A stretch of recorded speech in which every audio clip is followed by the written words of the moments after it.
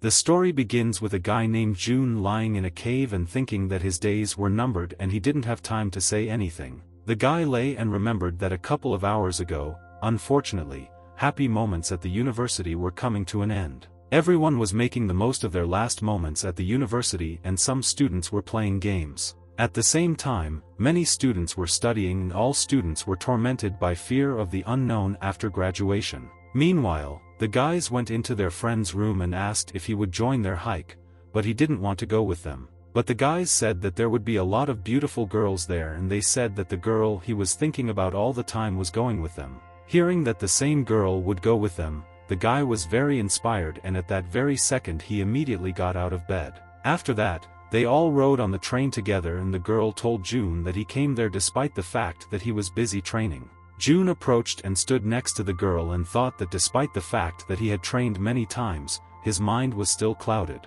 The guy thought that it didn't matter anyway because it was enough for him to just look at this amazing girl. After that, they arrived at this area and when they were climbing the mountain, the girl asked June to help her take a photo. The girl sat on a rock and said that he had to take a picture of her so that her legs would appear longer. June lay in the cave and teared up and thought that, remembering the past, he was now sure that she liked him too.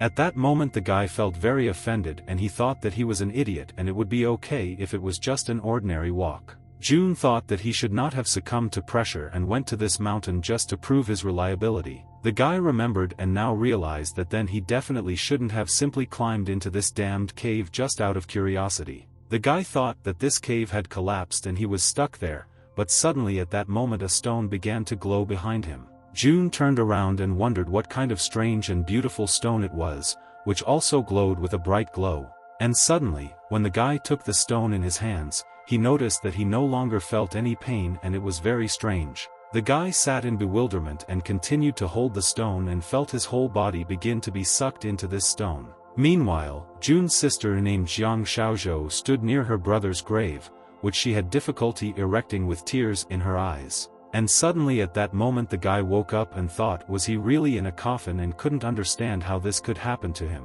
The guy realized that it was difficult to breathe there and the oxygen level was extremely low there and he realized that he could not stay there for long. The guy thought that he had survived, but now everything was lost and suddenly he heard the girl crying and realized that there was still hope. The guy started hitting the coffin with all his might and said that if there was someone there, he asked that person to help him and get him out of there. At the same time, the girl thought was it really June and couldn't believe everything that was happening because it was almost impossible. The girl began to quickly dig up the grave and when she dug him all the way out, a guy got out at the same moment and realized that he had been saved.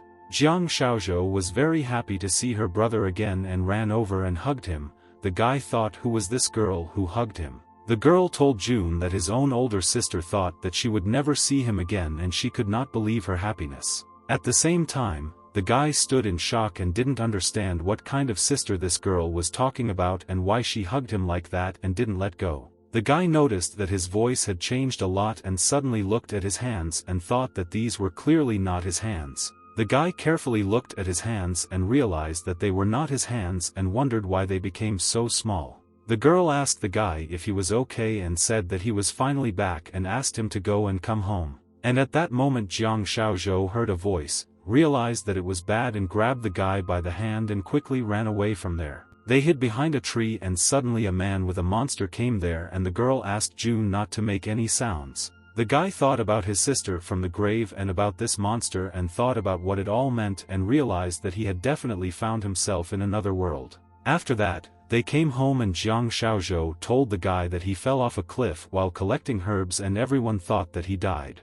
The girl said that she was so sad that she completely forgot to call the doctor to examine him and just made a grave for him. Remembering this, the girl thanked God for not burying the coffin too deeply because then thousands of needles would not have helped her repent. The guy looked at the girl and told his sister that it was not her fault and she should have been kinder to herself and not blame herself for everything. And at that moment, June looked at his sister's dishes and asked the girl why she didn't eat anything and didn't put food for herself. The girl said that she was not hungry at all because she ate before coming to him and thanked the guy for his concern. The guy turned around and noticed that there were no food left in this house. The girl asked the guy if something happened. June told his sister that he had a small stomach and he was full in just 3 bites and asked her to eat the rest of his food. The girl smiled and told her brother that he was a fool and she really wasn't hungry and that tomorrow they were giving out food and she could get a piece of meat. Jiang Xiaozhou said that from all these products that they would receive, she would prepare dishes for him because it was good for his body. After lunch, the guy thought that he did not know that it was very difficult to live in this world and they were even in danger of starvation. The guy looked at the heavens and wondered if Jiang Xiaozhou really cared about him and helped him for more than 10 years in such a world. The guy admired the beautiful moon and thought that if he didn't take care of this girl, he wouldn't let himself die in peace. June thought that if he managed to become someone strong, then he would be able to take care of Jiang Xiaoro and they would not be hungry. Suddenly the guy noticed a glow in his heart and wondered if it was a purple crystal and it merged with his heart. The guy stood and thought about starlight and wondered if the crystal was absorbing starlight to replenish energy. June looked at it intently and couldn't believe his eyes and realized that there was something wrong with this crystal after all. Meanwhile, late at night, Jiang Xiaozhou was sitting near the fire, sharpening all her arrows and wanting to be prepared for any dangers. And at that moment June approached her and she asked him why he came there because it was a wet night and he had to rest. The guy approached the girl and asked her why she was making so many arrows and what she was preparing for. Jiang Xiaozhou said that she used arrows to exchange for food and this had been going on for a long time and asked the guy if he was okay. The guy grabbed his head and said that he didn't understand why, but it seemed to him that for some reason he had forgotten a lot of different things. But suddenly the girl took the guy's temperature and thought that he was sick, but the guy said that he really was fine. June sat next to his caring sister and said that for some reason he didn't remember things about this world and he didn't understand what was the matter. The guy looked closely at his sister and asked her if she could tell him more about this world and its events. The girl said that in order for her to tell all the information about this world, even a whole night of conversation would not be enough for her. Jiang Xiaozhou agreed with the guy and said that she would tell him everything about this world and said that she would start the story with these arrows. The girl said that this world revolved around fighting and martial arts and all people were obsessed with various martial arts.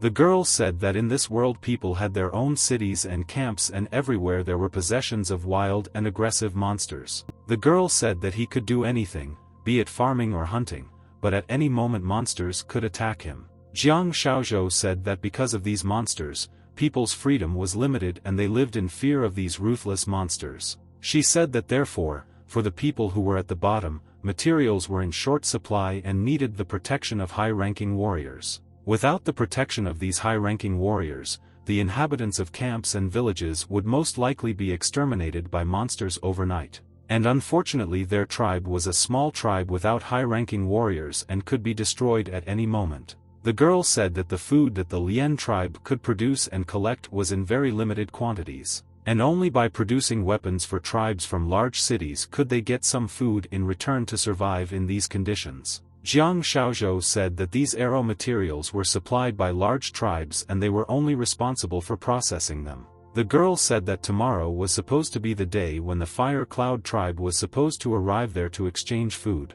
The girl hoped that this pile of arrows could be exchanged for more food or a piece of wild animal meat to replenish its body reserves. The next day, the villagers complained that the Fire Cloud tribe behaved terribly and they made a lot of weapons for them. Residents told the leader that the Fire Cloud tribe gave them too little food this time and asked why they did this. Residents said that before there was much more food and supplies, but this time there was not even one small piece of meat. June and Jiang Xiaozhou also went out there with the arrows they had made, and the girl was also surprised that there was no food at all. The guy told his sister about making arrows. She didn't sleep all night and she needed to go home and rest and said that he would wait for her there. But the leader told all the residents to shut up and said that he would explain everything to them later and asked them to get their tablets and they would start distributing food. And at that moment a man came out to them and first asked the warriors of the training camp to come to them and pick up their food. Then, following the ranks of men from the first to the third, they had to eat in order. They threw food to all the residents and they immediately took the bags with them and Jiang Xiaozhou thought that the food was almost gone. And at that moment the man announced to all residents that men of the third rank would receive 8 tablets and 1 bag of food. And at that moment, the leader asked Wang Lung to go and get some spare food from the storehouse and he asked the rest of the people to come get food. And at this moment, all the residents ran quickly in a panic to be the first to take more food and pushed Jiang Xiao. The man told all the residents to stop rushing and asked them to stand in line and get their food one by one without causing chaos. The residents did not stop, and then the man menacingly told the people that if they did not listen to him, then they would all be punished. And at that very second, all the residents stood in one row and took food in turns, but Jiang Xiaozhou was almost the last one left because of this. In the end, there were only 2 planks left, and Jiang Xiaozhou received for this only one small bag of inferior quality grain.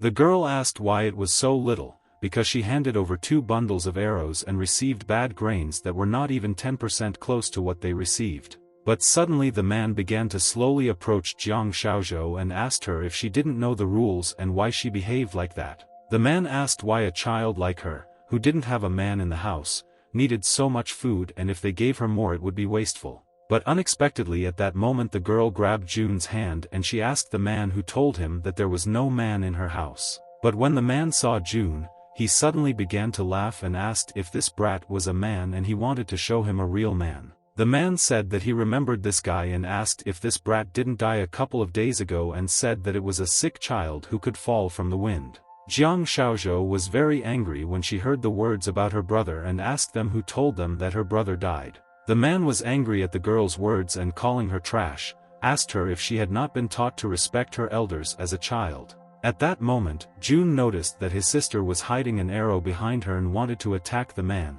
but the guy asked her to calm down. Jun told the man that a gentleman would not attack a girl and he was a warrior and there was no need for him to fight with a girl. The man got very angry at the guy's words and asked him who he thought he was and how he dared to stand in his way now. Jiang Xiaozhou asked her brother to be careful and the guy asked his sister not to worry, and he knew very well what he was doing now. Jun at that very second bowed to the man and, having calmed down, asked him for forgiveness for the actions of his sister and said that she had gotten excited. The guy said that if he had really fought with her, his reputation would have suffered, and the man said that the guy understood him well. But suddenly the guy smiled and told the man that he wanted to ask him for something, and the man said what he wanted to know from him. The guy said that his sister brought 2 bunches of arrows and wasn't she supposed to get more food according to the old rules? The man grinned and asked the guy what rules of the tribe he was talking about and said that only his fists were the rules. The man said that it was he who dictated his rules to everyone and said that he could say anything and they had to follow it. Jun said it was good that he made the rules, but said he had to think about other people too. Residents joined Jun and said that they had handed over 6 leather armors and demanded an explanation from the man. People said that they needed to feed their family and they didn't have enough food, but the man called them peasants and told them to shut up. But the residents continued to put pressure on the man and asked if he really wanted them to starve and ordered him to quickly answer their questions. Jun watched this and thought that it was difficult for this man to go against the people and wanted to see what he would do now. But at that moment, when all the residents expressed their complaints, suddenly someone said that he could give them an explanation. But when the residents turned around, they suddenly noticed that behind them there was a young master, Lian Chengyu, talking. And at that moment, young master Lian Chengyu slowly walked up to Jun and told the guy that, surprisingly, he was quite good. Jun wondered if it was Lian Chengyu who was the only one in the Lian tribe who had the potential to become a high-ranking purple blood warrior. Lian Chengyu told the guy that even if he was only 11 years old, he didn't talk like a child at all and he would achieve great success. Residents asked the young master why there was so little food this time and he should have thought about ordinary people. Lian Chengyu greeted his grandfather and the leader told the guy that since he himself had arrived there, he would leave him to handle this matter. Suddenly, the guy's mood immediately dropped and he said that all these years his fellow tribesmen had suffered and he, Lian Chengyu, was to blame for this. All the residents were very surprised and thought that the young master was a very kind and generous man and he swore by him. Jun thought that this was a very careless speech, and however, with his status, his words were able to touch the hearts of his fellow tribesmen. Lian Chengyu immediately stood up and said that since his fellow tribesmen wanted an explanation, he would no longer hide anything from them. The young master asked his people to bring it to him, and at that very second they brought out a huge box there and began to open it. At that moment, the young gentleman took out some kind of crystal from there, and after that the whole area was illuminated by a bright blinding light. But suddenly at that very second it became very cold there and people thought what just happened because it was strange. Lien Qingyu said that it was a monster bone and the light they saw just now was what they used to seal the coldness of the monster bone. Lien said that the reason they received so little food was because most of the weapons were used to trade for this bone. After this, the sister told June that he had to remember that although the monsters were incredibly dangerous, they were full of treasures. Jiang Xiaozhou said that monster meat served as an excellent source of food and their skin and teeth could be turned into armor and weapons. But the girl said that the most valuable thing in monsters was hidden in their bones, and the guy was very surprised by the words he heard. The girl told the guy that thanks to special methods, the monster's bone could be purified and condensed into a pea-sized essence. And this essence from the monster bone was necessary for the warriors to break through the kingdom, open the chi vessels and improve blood circulation. The girl said that for a warrior, a monster bone was considered the treasure of his dreams,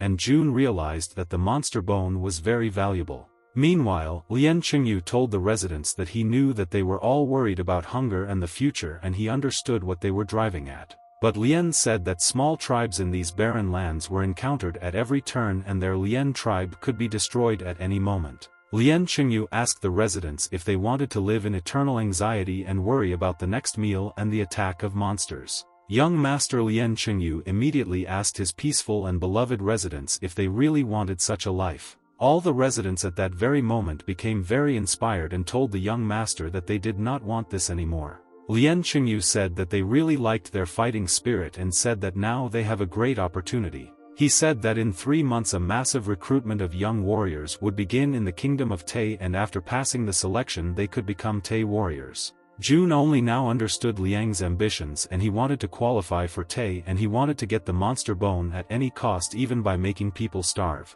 The young master, meanwhile, told everyone that he Lien Qingyu was born there and was ready to do anything for the sake of the Lien tribe. June thought that the guy could actually get the monster bone by slowly accumulating resources, and so he decided to kill the golden goose. June thought that perhaps Lien was on the verge of a breakthrough, but he was sorry that many lives could be sacrificed. Lien asked people not to be afraid and said that with this monster bone, they could break through the blood stage and become a purple blood warrior. So he could pass the Tay selection and become a warrior, and besides, then he could protect the Lien tribe and transport all the inhabitants to the cities. Lien said that they had to continue like this for 3 months, and today they received help from their fellow tribesmen and he promised to repay them 10,000 times. June thought that if this guy were on Earth, he could become a politician because at first he inspired fear and then evoked a feeling of calm. All the villagers bowed to the young master and said that he was the best man in the world and they believed him. But suddenly at that moment something on June's body began to glow towards this bone and he thought that this could not be. June thought that if strange things were happening right in front of everyone,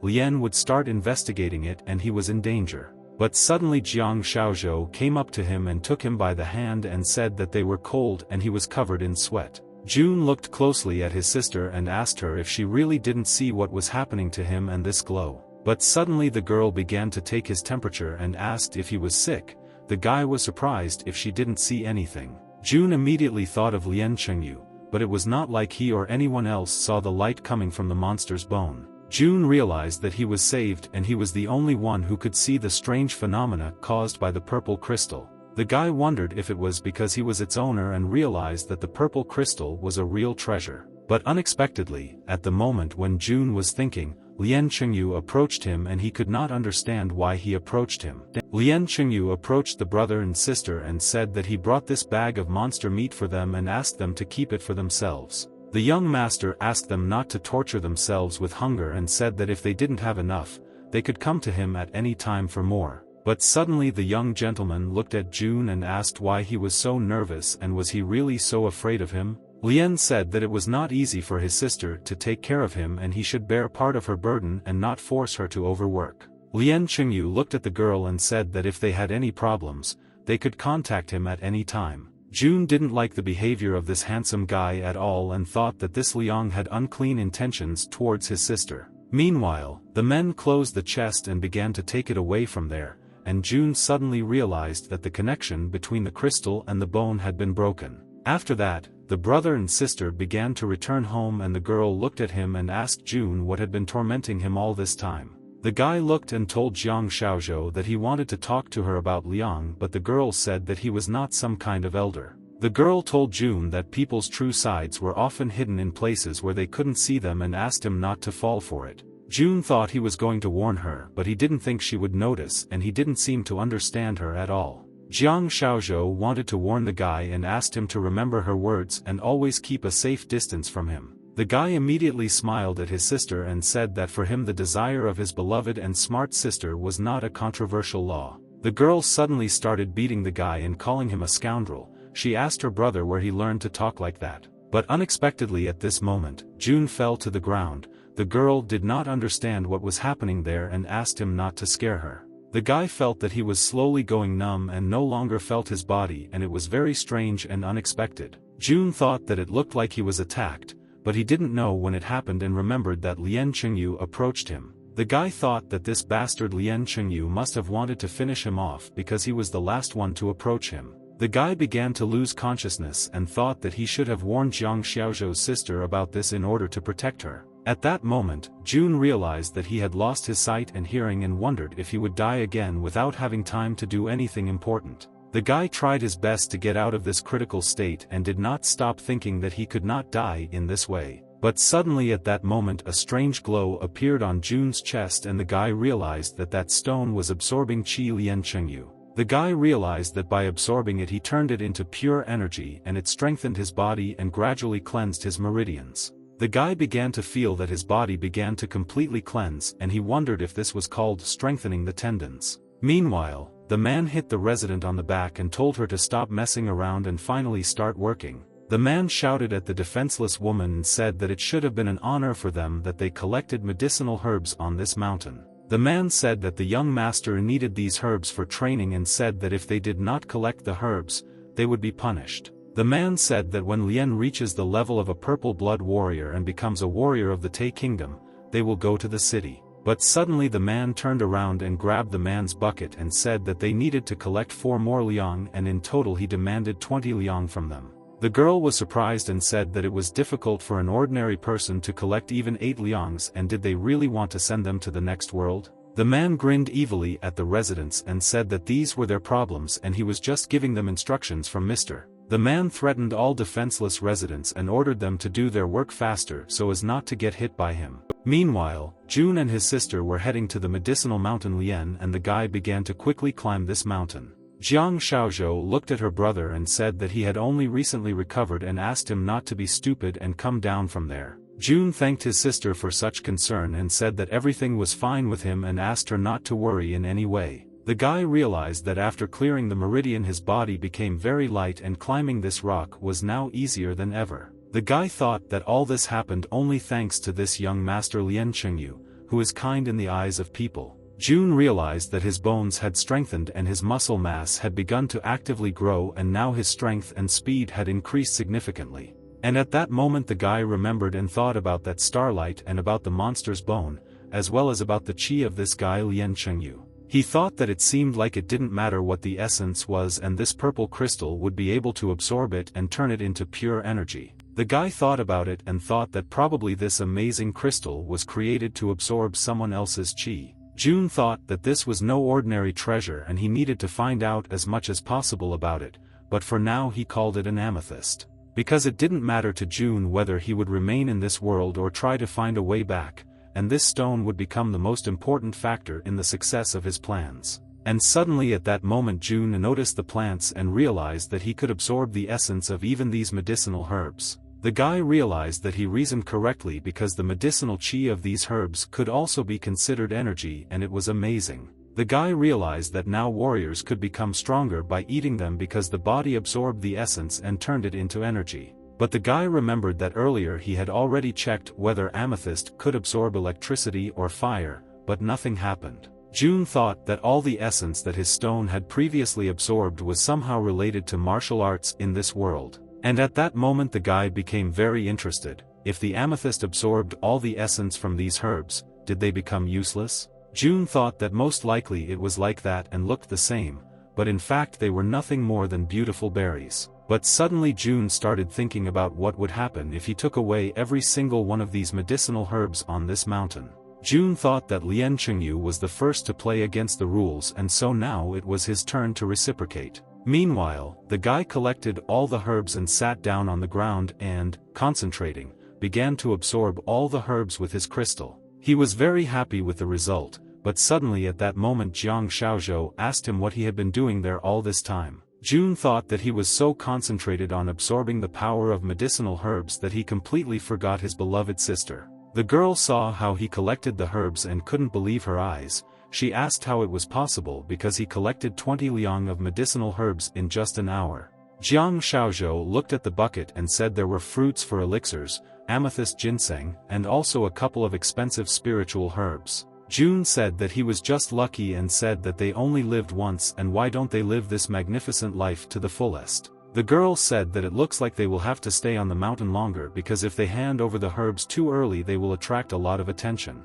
And at that moment, June asked his sister what she knew about the competition of warriors of the divine kingdom of Tay. The girl was very surprised by her brother's question and asked why he suddenly became interested and said that it was a long story. She said that the Tay kingdom was an ancient empire that had 108 provinces and desert lands, and the Lien tribe was located in one of these regions. The girl said that Tay warriors were usually elected from 108 provinces, so each of them had a judge appointed by the kingdom. The competition was a knockout type, the weak were eliminated as a result of losing and only the best of the best remained. And even among them, the strongest warriors were chosen who were awarded the honor of entering the Tay palace and gaining access to their treasures and the art of Tay. This time, the Tay kingdom gave the barbarian tribes a chance to fight for the opportunity to get out of there and change their destiny. June said that he always heard about martial arts and asked how many stages there were in martial arts. The girl remembered and said that Lien Chengyu always thought about Tay and answered the question and said that there was no limit in martial arts.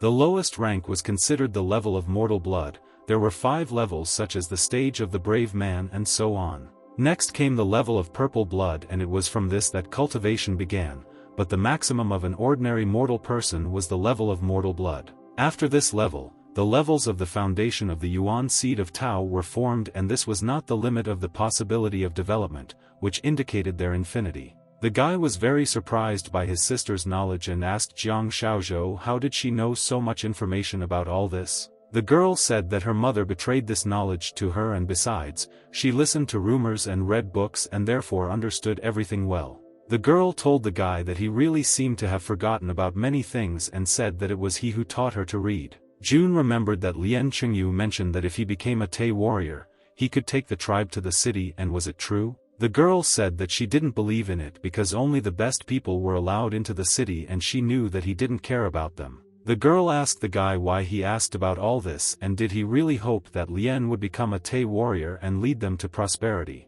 June smiled and said that she was talking nonsense because he only wanted to learn more information about this world from her. But June told his sister that he didn't want to make unfulfilled wishes and make loud statements and just hoped that. He hoped that his sister would live happily and that adversity would pass her by and would try to do everything to achieve this goal. Jiang Shaozhou smiled at her brother and said that she would wait until the last moment for his dream to come true and would always believe in him. Meanwhile, in the Lien Flame training camp, all the soldiers were training and maintaining discipline under the leadership of a man. But suddenly at that moment the man ordered all the soldiers to stand, and he was angry with them and asked what they had just done. The man said that although Dragon Fist was a basic martial arts skill, their movements could be perfected. But the man approached the guy and said that idiots like them were only trying to imitate movements without understanding the technique. June thought that if he wanted to get rid of the threat of Lien Chengyu and give his sister a quiet life, then he needed to become stronger.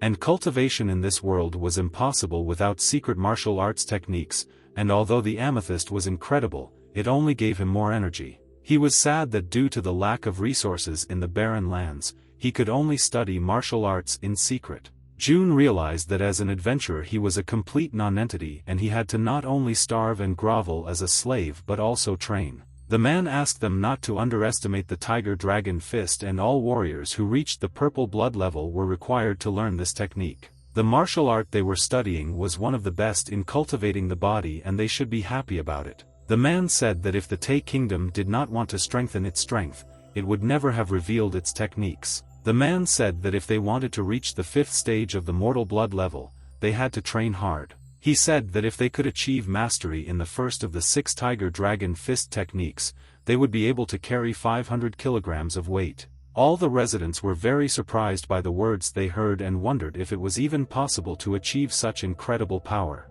June listened carefully to the man and thought it would be cool to learn how to carry 500 kilograms and use a strong blow. June looked at the training and thought that it looked like Tiger Dragon Fist was indeed a good martial art. June didn't think that the Tay Kingdom would reveal the basic art instead of developing themselves. The leader of the empire resembled a holy savior. Meanwhile, the man stood in front of a large wooden board and with one blow suddenly broke the board into pieces. People said that Instructor Yao was very cool and thought that his fist was iron because he broke a thick wooden dummy. The man told the residents that this technique was called the tiger that came down from the mountains and it was used to strengthen human muscles. Yao said that the dummy was broken not by his fist but by his muscles, and this technique allowed him to constantly train his muscles. The man said that as soon as they master this technique, they will immediately be able to cause thunder with one fist and even stun birds. People did not understand the instructor, but he continued to say that they would be able to do anything after mastering this technique perfectly. The man said that it would be too difficult for them to reach this stage, and if they managed to make a sound with bones and muscles then he would be happy. The man told them about all the nuances and asked them to follow him and continue training the tiger who had come down from the mountains. June decided that he had to carefully learn this technique in order to pass the Tay qualifying competition and even compete for the title. June thought that Lien was trying to finish him off, and without training he would soon be able to do it, and besides, with the amethyst and the fist of the tiger dragon he would be able to defend himself. But unexpectedly at that moment, June thought about the monster's bone and accidentally broke a branch and attracted the man's attention. The man turned around and asked who was there and suddenly took a large metal thing and threw it with all his might towards the sound. But suddenly after this the man thought, did he really just hear it, because in reality there was no one there? The young master told the man that they had done the task well and, having tried, collected a lot of valuable herbs. The man thanked the young master for his praise, and since his breakthrough was at stake,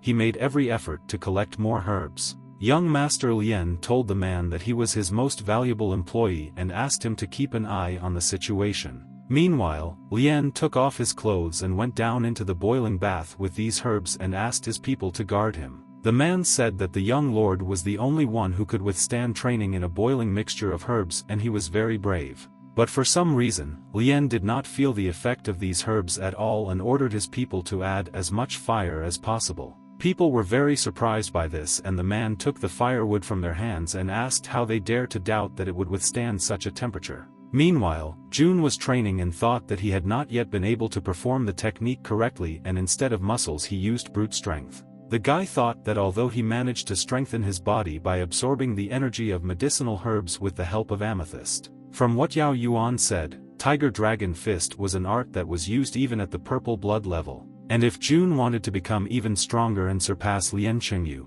then he needed to continue training with this technique. Meanwhile, the man continued to fill the stove with new firewood and asked the gentleman if there was enough fire. Lien Chengyu thought that there was something wrong there because there were a huge amount of herbs, but he did not feel any effect. The young master at that moment wondered if he had reached his limit and therefore could no longer absorb these herbs. And the guy thought that this couldn't be, because how could such a gifted master like him get stuck in development at the most inopportune moment? Lien Chengyu thought that he had to reach the purple blood level at all costs and ordered his people to make it even hotter. The subordinates were surprised and told the young master that if they continued to raise the temperature, he would be cooked there. But the young master did not want to listen to his subordinates and ordered them to carry out his order and turn up the temperature. Meanwhile, June continued to train and smash trees into pieces. He wanted to achieve the desired result. June had already smashed more than a dozen trees and his arm was covered in bruises, but this was still not enough for him.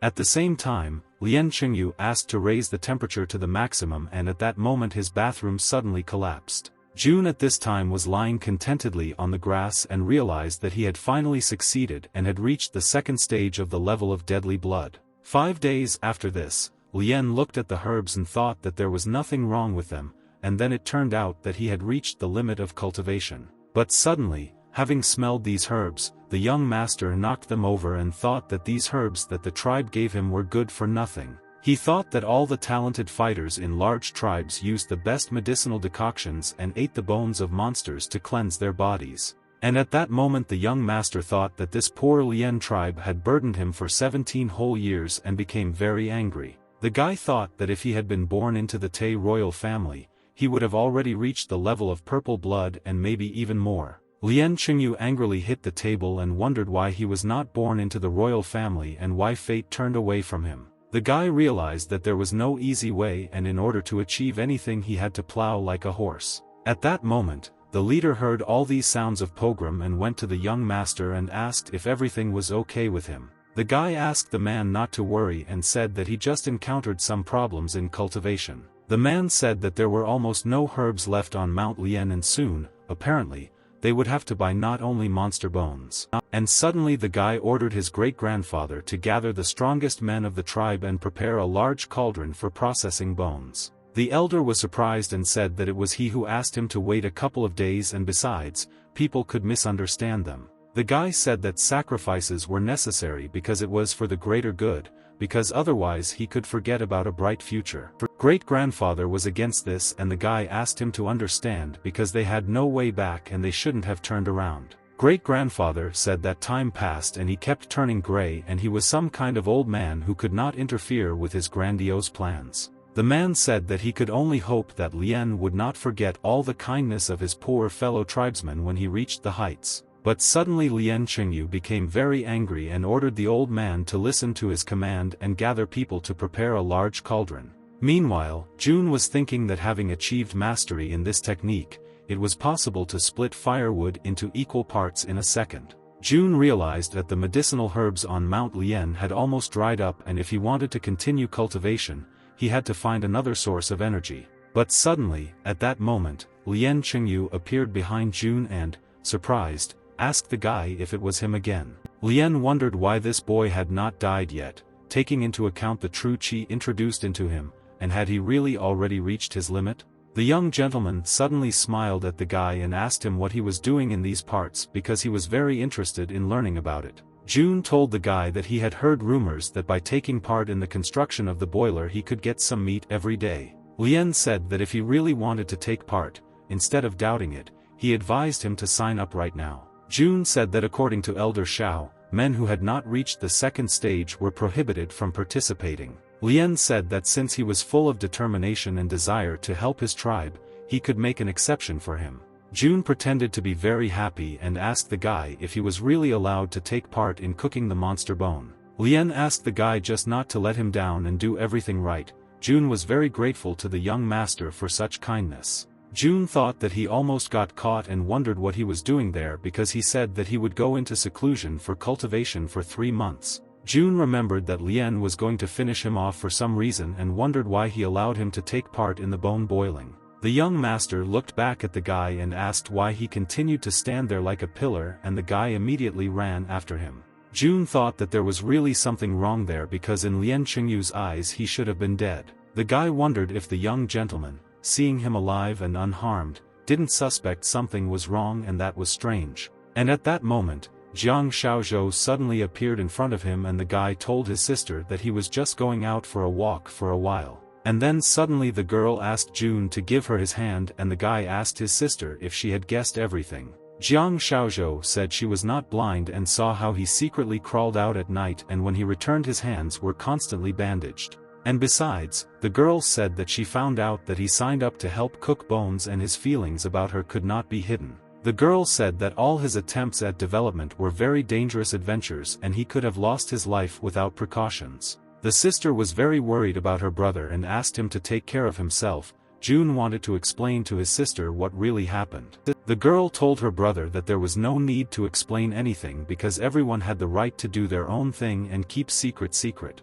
The girl said that he was not obliged to do everything she told him because she noticed his recent changes and trusted him. Jiang Xiaozhou said that one fact always remained the same, and that she and he always remained a family and loved each other. The girl said that now his hand was fine and it was time for him to go to cook the monster's bones and asked him to be careful on the way. Meanwhile, The man grabbed June by the shoulder and asked why he froze in place because he had been talking to him all this time. The man asked him not to think that there would be concessions for him since the young master allowed him to work as an exception. The guys looked at June and were shocked. They said that this guy was so young and he was already helping them cook a monster bone. But some asked what such a brat could do because his legs were thinner than this log and he seemed very weak. The man looked at June and thought that he was there only thanks to the young master, because otherwise he could not get there. Meanwhile, June continued to throw firewood and could not understand why Lian allowed him to cook the bone and what he was planning. June thought that no matter Liang's intentions, he couldn't miss the chance to absorb bone energy and become more powerful. After all, having become stronger than Liang, he would have enough strength to prevent any of his surprises and activated the amethyst gaze. June realized that it was pure energy and now he realized that last time he stood too far away to absorb its energy. Now that he was standing so close, it was clear to him that the raw energy of the bone was far superior to the energy of the herbs. But suddenly at that moment, June noticed blue grains of sand and wondered if this was also raw energy from the monster's bone. But suddenly these grains of sand began to dissolve and the guy wondered if these working people had absorbed them into themselves. But a person couldn't just absorb raw energy and he thought that special techniques were needed for this. After breaking through the second stage of mortal blood level, he gained the ability to control the absorption ability of amethyst. The guy didn't know the real use of blue grains of sand, but purple amethyst could absorb any type of energy.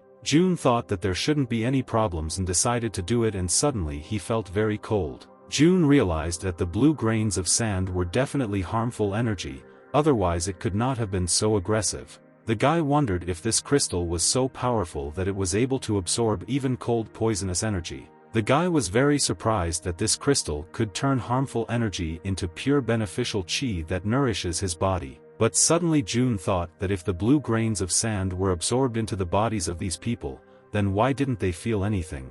June thought that they were much weaker than him and lacked resistance to cold and thought maybe the problem was their sensitivity. June realized that the sensations of these working people were too dull to understand that the frost poison was accumulating. June thought and was very afraid that he would begin to fill their bodies and, having reached the limit, lead to inevitable death. June realized that Lien Chengyu came up with a good idea and now he understood why he allowed him to participate in it without any questions. June got very angry and thought that now he would absorb all the energy of the monster's bone and not leave him a single grain of sand. June continued to break logs and thought that this scoundrel Lien should have been stuck in barren lands all his life because of such actions. After this, June divided the tree bark into two parts and realized that the absorbed essence of the bone instantly had its effect. June was glad that the bone essence allowed him to break through to the mortal blood level thunder stage in a couple of days. The guy thought that at this rate he could reach the level of purple blood before the start of the competition.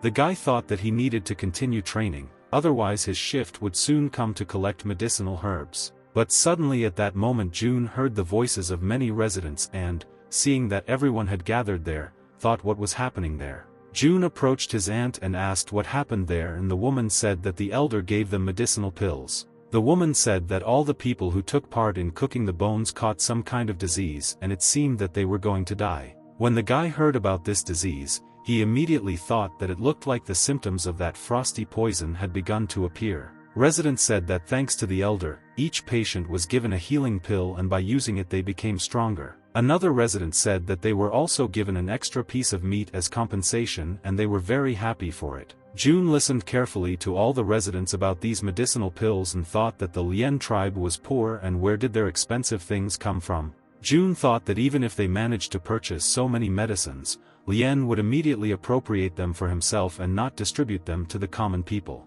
June realized that Lien first of all wanted to get rid of the strongest men of the village by poisoning everyone with frosty poison. And then Lien would have absorbed the energy of the monster's bone and mocked everyone, and apparently June would have had to carefully prepare. Meanwhile, the man was telling Jiang Xiaozhou that her beloved brother really had diarrhea and vomiting and he turned pale and weak. The man said that he remembered that he used to be very strong and why now he didn't have enough strength to get out of bed. The man said that her brother could die soon and she should be glad that the young master was kind and shared the pill. All the residents asked the man to give them this pill and said that the father of their child had a high fever and they needed help. The man asked them not to make a booth there and told them to shut up and not make him angry because otherwise they might not get anything. The man said that they should have properly thanked the young master for his generosity and wanted to give Jiang Xiaozhou a pill. But at the last moment he changed his mind about giving her the pill and said that he would go and help June take the pill. After that, the man and Jiang Xiaozhou came to their home and June told Mr. Xiao that he had finally come to them. The man threw a pill in his direction and said that he didn't know what kind of luck came to him, but Lien Chengyu wanted to take care of him. June started taking the pill and his sister asked him to drink more slowly and said that he had not yet recovered. June said that how could he disrespect the young master when he gave him such unexpected gifts. The man said that he had enough poor people for today and told the guy that as soon as he recovered, he had to return to cooking bones. The man thought that giving a pill to such a nonentity was a complete waste of resources, and June asked Mr. Xiao to take care of himself. June immediately spat out this pill and thought that it was not medicine but poison because the pill contained a toxic drug. The pill stimulated the human body to fight the frost poison and they quickly recovered, but their lifespan was reduced. June thought that Lien sacrificed many people in order to strengthen his own cultivation and process the bone.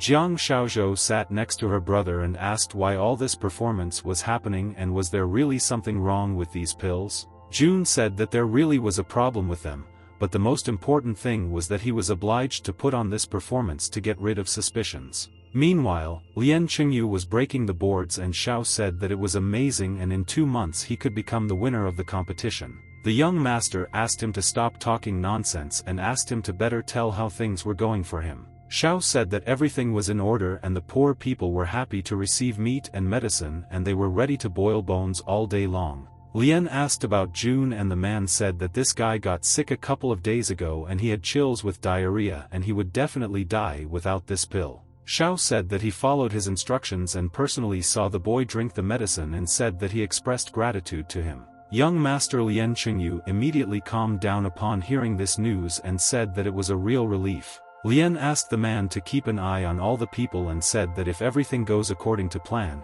he will receive an excellent reward.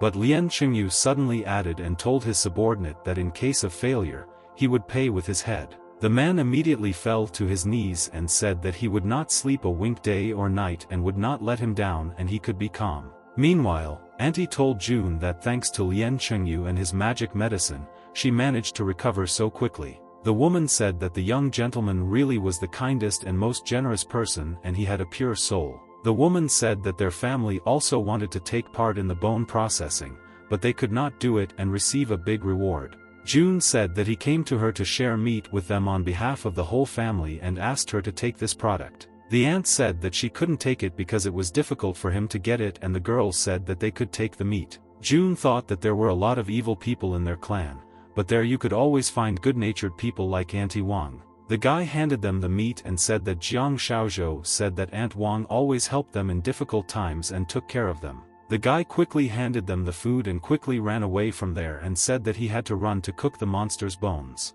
The aunt asked the guy to stop and said that this child had already grown up and was glad that he cared so much about their family. June ran with all his might and thought that if Lien Chengyu had run out of ideas, now his time had finally come. After that, 15 days after that, June used the skill of the tiger that came down from the mountains and he managed to break the stones. The guy thought that his blow had now become like lightning from heaven and his fists had reached the next level of technology. The guy was very happy that he could finally use what Yao Yuan called the power of tendons without any problems. June thought that over the past 15 days he had secretly learned techniques during the day and absorbed energy from processed bone at night. Then he trained until dawn and his strength grew very quickly and the thunder stage completely stabilized and it was cool. The guy was inspired and thought that it was time for him to try to open the remaining chakras and move to the 4th stage. June thought that all this happened thanks to the amethyst and in some situations this crystal even saved his life. Each person had chakras, but they were blocked, so the ability to circulate chi was inaccessible to them and they could not absorb energy from heaven. After completing martial arts training, warriors were also required to clear their meridians in order to learn advanced techniques. The qi channels located in a person consisted of 12 paired meridians and 8 special ones along all fingers and toes. At the same time, 8 special meridians spread throughout the body, and among them were the important 2 Dumai veins and 2 Zhenmai veins. And besides, these 2 key veins were necessary for the opening of all meridians and are very important for the warrior's path in martial arts. The guy sat down on the ground and, concentrating, realized that all the meridians in his body should have been in order at that moment. The guy thought that, fortunately for him, the tiger dragon's fist would help him open them because he would not have made any progress in absorbing the monster's bones. June concentrated and began this process. He took the essence of the sun and moon and inhaled the energy of the earth and heaven. The guy thought that this was not enough because the energy density of the earth and heaven was too low and this was not enough.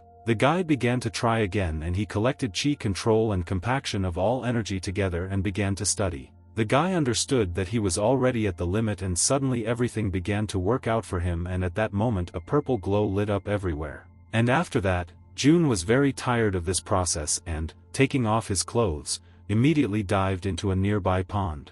After swimming in the water, the guy came out onto land and thought that this whole process had dried him out and he needed to consolidate the result. And immediately after that, June began to look at the insect to check his 4th level hearing and also his 4th level vision. June realized that energy was gathering in his body without any problems and he was very happy about it and couldn't believe his success. And then the guy was very happy and realized that he had succeeded and had reached the 4th stage of the mortal blood meridian level. After these events, the next day all the people gathered on the street and all the civilians were waiting for some grandiose event. Suddenly June noticed a giant beast and a man with a large sword and he remembered it and it was definitely him. June asked his sister Jiang Xiaozhou for more information about this mysterious man with his beast. The girl said that he was the head teacher at the Taijin Longwei Divine Kingdom Academy and he was an elite warrior. June was surprised and said that this guy was at least at the peak of the purple blood level, and Jiang said that it looks like he will be the judge of the competition.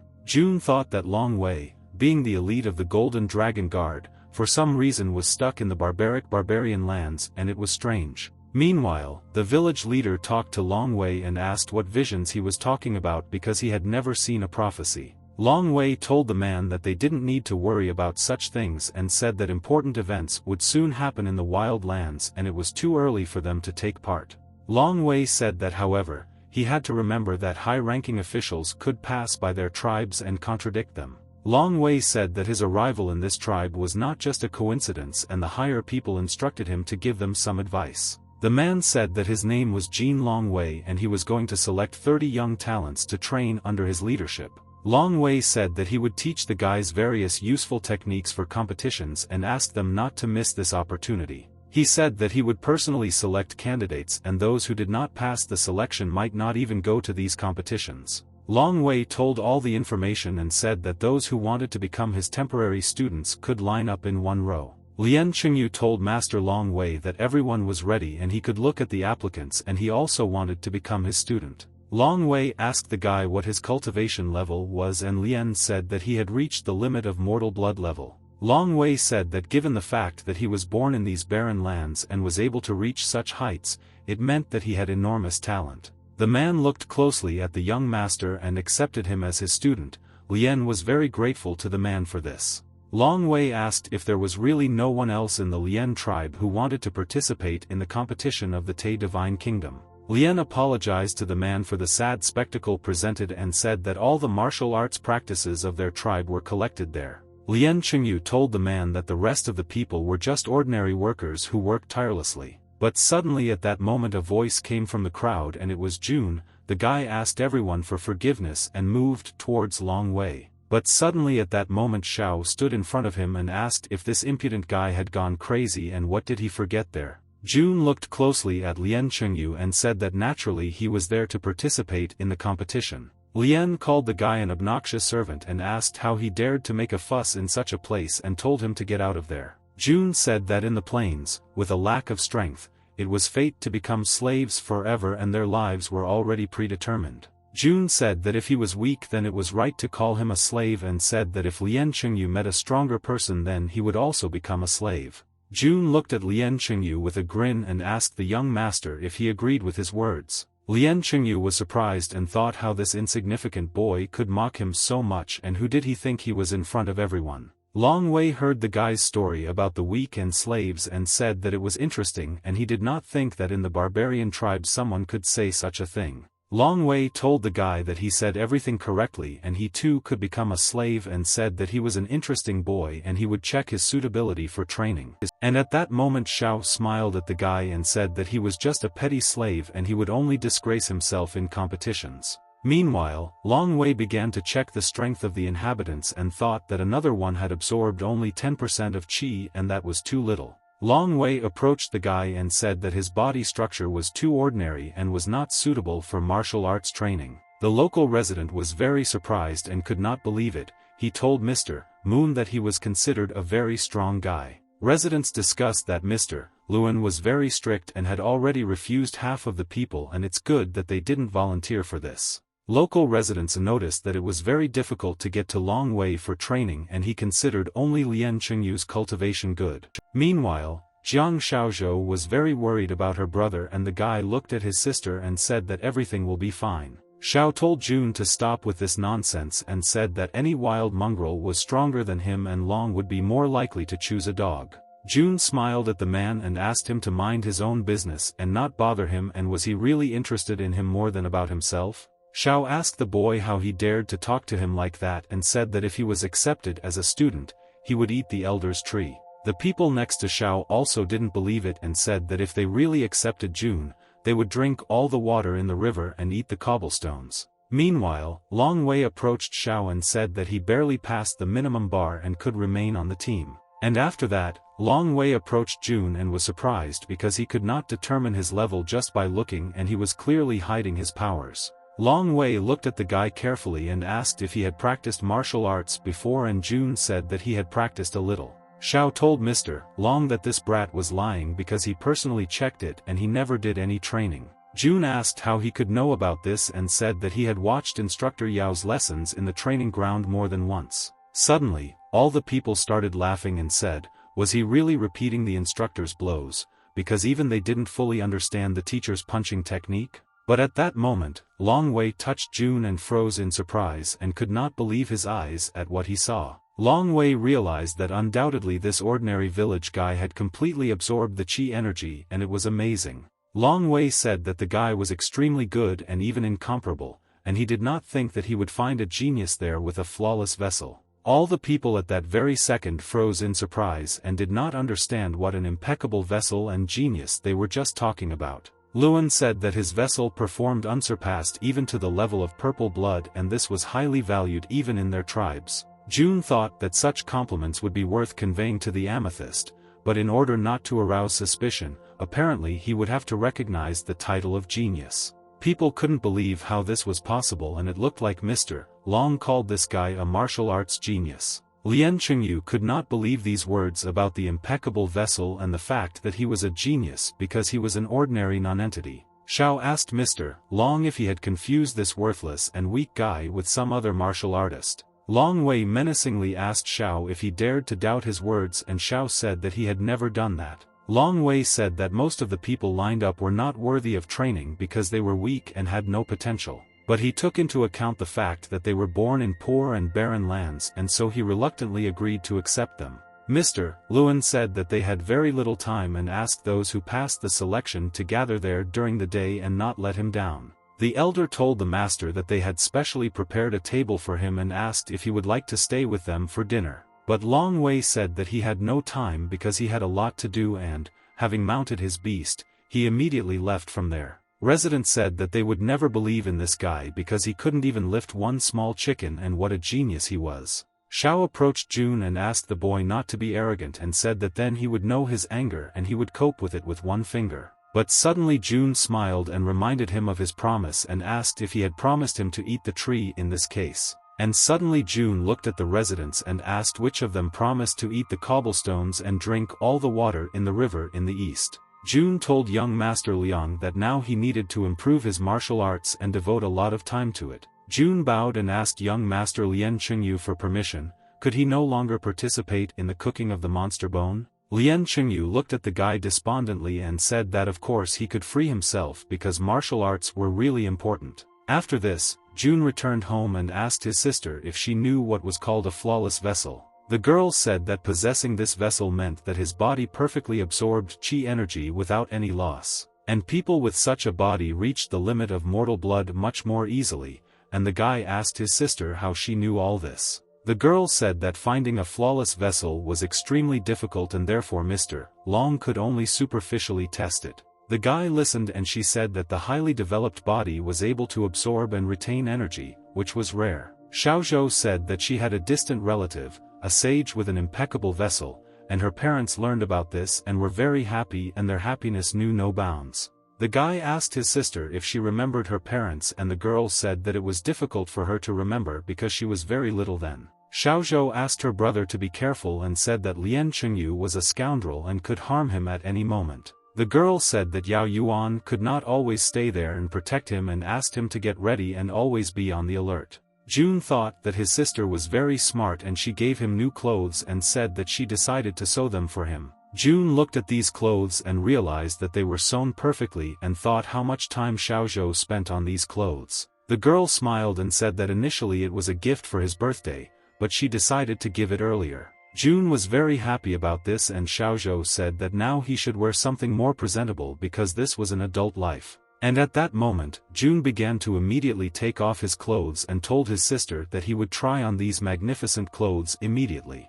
The sister asked the guy to wear this uniform only during training and the guy couldn't wait to start training. After that, the next day June came to the training ground and the rest of the guys put a weight in front of him. The guys were wondering if this genius could lift this stone castle and they said that they had a smaller weight for him. But June told the guys that Mr. Jin Longwei was already there and at that moment Longwei appeared in front of them along with Lien Qingyu. Seeing the master, the guys immediately began to train hard and Longwei called them a bunch of losers and ordered them to line up. Jin Longwei called the guys idiots and asked if they thought he was there to watch the monkey show. And at that moment, Mr. Jin Longwei lightly touched the tree with his hand and suddenly the tree immediately fell down from this. All the students were shocked and wondered if he had cut down a tree that was several times larger and heavier than him with one hand. Longwei said that what he plans to teach them is neither a fighting technique nor any other technique, and this was a secret technique that was taught only in Qin Longwei. The students were very surprised by these words they heard and thought that this was considered a strong art of military suppression. Suddenly, Longwei pointed his finger at Xiao and told him to take 2 steps forward and demonstrate this secret technique. After that, Xiao walked up to Mr. Long and proudly stood next to him and suddenly Longwei ordered him to eat the tree bark. Xiao was very surprised by the words he heard and did not believe the master, but Longwei looked at him and asked what he didn't understand. Lien looked at Xiao Zhao Teju and asked if he didn't understand the order and told him to quickly eat the tree bark now. Xiao realized that he could not escape from this order and said that he would carry out the order and suddenly at that very second he began to eat tree bark.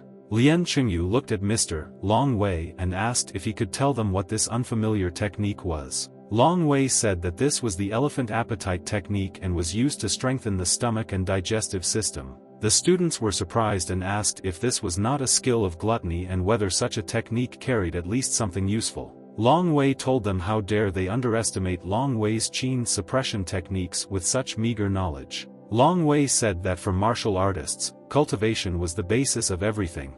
If they did not train the stomach, then cultivation would be insignificant. June realized that food was converted into energy and therefore, having a healthy stomach and good appetite, a person could gain an advantage over others. Lien Qingyu heard these words and thought that after refining the bone, he could use this technique to quickly break through to the purple blood level. Longwei said that with the development of an elephant's appetite, they would no longer be afraid of hunger and could even eat wood and grass. He told the students that from today on only tree roots would be food and they had to repeat his movements. And at that moment, June listened to Longwei's advice and approached the tree and thought that cultivation, unfortunately, was not always pleasant. June tore off the bark of a tree and began to eat it and thought that all this was to overcome the hardships and adversities that life presented to them. And in this world where the strongest reigned and death lurked everywhere, strength was equal to life while the weakness of death. But unexpectedly, the guy, having carefully thought it over, decided that he would never follow these rules. Lien Qingyu called the others fools and asked why they were worse than this boy and ordered everyone to quickly follow the order. And at that moment all the students began to approach the tree and thought that it was because of this impudent June who imagined himself to be a hero. The rest asked their brother not to pay attention to him and said that they were just studying and had to eat a little bark. Long Wei told the students that the elephant appetite technique was not so easy to master and some people even died due to eating. The students were shocked and they heard the master's words that people died by eating only wood without learning anything. Long Wei asked them if they really thought that they could learn martial arts techniques so easily and immediately without any effort. Long Wei asked them if they were not going to push themselves to the point of exhaustion, then how were they going to break through to the next stage? The teacher looked at June and said that the path of a martial artist was dangerous and thorny and all their movements were associated with death. Xiao continued to eat wood and said that he was not afraid of anything, even stupid trees, and asked his brothers to show June their strength. After some time, all the students were sitting with full bellies and Long Wei ordered them to follow him and exactly repeat what he would do. Long Wei showed them great movements and said that this is what the 12 steps of the elephant appetite technique look like. Long Wei said that now it was their turn and said that if they cope, then they will not have any more problems. But the students were very surprised by such an order because no one knew how to perform these movements because they only looked at a couple of afterimages. Xiao asked Mr. Jean what would happen if they were unable to learn these movements and what would happen to what they ate. Long Wei said that he didn't even know about it and said that they would have to push harder in the toilet for this. And at that moment, Lien Qingyu said that he would now try to perform these movements and began to repeat the movements of Qin Long Wei. The students were surprised and thought that the young master was like a god and he exactly repeated the movements of Mr. Qin. Long Wei said that this would do just fine. Lien Qingyu was surprised by these words and thought that this could already be regarded as a good result. Lien looked at June and thought that this boy had just recently been full of energy and arrogance and now he couldn't cope. June thought that the elephant appetite technique used a set of specific movements to stimulate digestion. Lien was able to understand the essence only superficially and such movements could lead to regression and therefore it was important to maintain a middle ground. Long Wei wondered if this guy was trying this for the first time and he already felt his complete understanding of the essence of the elephant appetite technique. Qin Long Wei froze in surprise and wondered how this self-taught boy June managed to understand everything the first time. The students were shocked and wondered if this guy really was a genius and could learn such complex movements so easily. At this moment, young Master Lien Qingyu was very angry with the boy and thought that June had ruined his plans again. After June used this technique, he noticed that his stomach began to burn and food was slowly disappearing from there. June realized that the elephant appetite technique stimulated both qi and blood and at this rate he could absorb nails and glass. At this time, Lien Qingyu told June that he was now convinced that his brother was truly a gifted guy. Young Master Lien approached June and asked him for forgiveness for always doubting him and not believing him before. Lien Qingyu told the guy that it was stupid to force such a talent to collect medicinal herbs and in the future he would send him to a hunting camp. Lien said that when the competition is over and his elder brother becomes a warrior of the kingdom, he will help him get out of the wild plains. Lien said that the two of them would raise their clan from its knees and June, deep down in his soul, wanted Lien to end this farce and deception. But the guy smiled at Mr. Liang and thanked him for his faith in him and said that he would never let him down. After this, the young master looked at Long Wei and asked if he could demonstrate those 12 steps to them again. Long Wei said that the elephant appetite technique would play a huge role for them in the future, but it needed to be thoroughly honed. Long Wei said that he would now show them the technique again but more slowly and asked the students to watch and remember this time. The next day, Long Wei came into the students' room and saw them lying there exhausted and asked what kind of ridicule they were. The guy told Mr. Jean that yesterday they spent the whole night perfecting the technique and thereby fought for their lives. The disciples bowed to Lord Jean Long Wei and asked him to have mercy on them. The teacher stood in shock at this behavior of the students. Lien Qingyu saw such actions of the disciples and asked what kind of a bunch of useless, good-for-nothing nonentities they were. Long Wei told Liang to stop and said that he and June would train together and the others would continue as usual. After this, Lien told young brother June that he had to behave properly in front of their wise teacher Long Wei. But that same night, Master Long Wei wrote a note for his students and,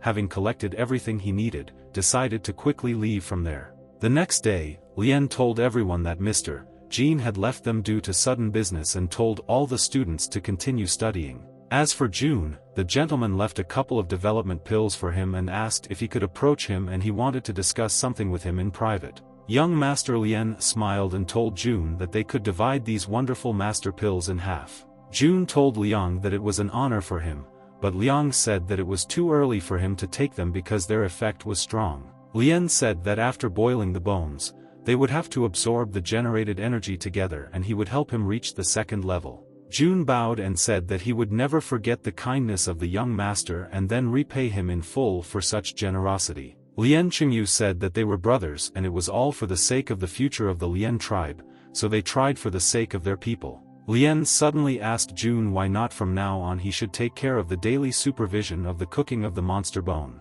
June realized that he wanted to take advantage of the poisonous fumes and end him and told him that he would do everything right. Lien Qingyu said that June had to immediately go there and start supervising the brewing process, and June said that the order would be carried out. June began to leave there and thought that it was just in time and the villains would not get a single drop of energy because he himself would absorb all of it. Lien thought that the guy was an idiot because he was so proud of the fact that he was sending him to certain death, and it was a pity that such talent was wasted with this fool. After that, June came to the brewing and the guy told him that if he was gone for several days, he could consider himself a corpse. June stood in front of the monster's boiling bone and thought that Lien was too impatient and wanted to get rid of it as quickly as possible. June thought that he had to break through to the next level as soon as possible, and after that he began to absorb energy. June thought that he had finally done it and absorbed everything without a trace, but suddenly, immediately after that, he fell to the ground.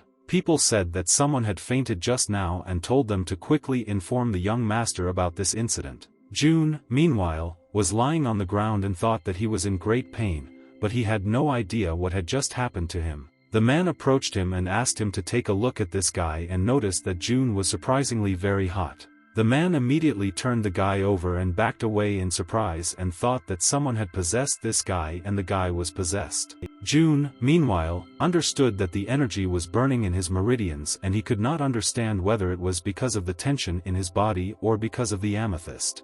June felt like he was about to explode and thought that things were bad, and if Lien had appeared there, he would have been screwed. June wanted to escape from there and stood up and headed in some direction. People thought this guy was really possessed. People thought that this guy didn't have long to live and it was better for them to leave him alone and give him a chance to do everything on his own. Meanwhile, Xiao ran up to the young master and said that he had good news, and Lien began to listen to him carefully. Xiao said that the workers found June, who was bleeding from all the cracks, and it looked like his days were coming to an end. Lien Qingyu smiled and asked how it happened that there was so much trouble and problems with this small village bastard. Xiao at that moment suggested that the young master give this boy's body to the dogs in order to be sure to get rid of him. Lien called him an idiot and asked if he really wanted Mr. Long Wei to scold and punish them upon their return. Xiao asked his master for forgiveness and said that it was really a stupid idea and he was just getting excited. The young master asked his subordinate to find someone to bring his body because he wanted to see how he died.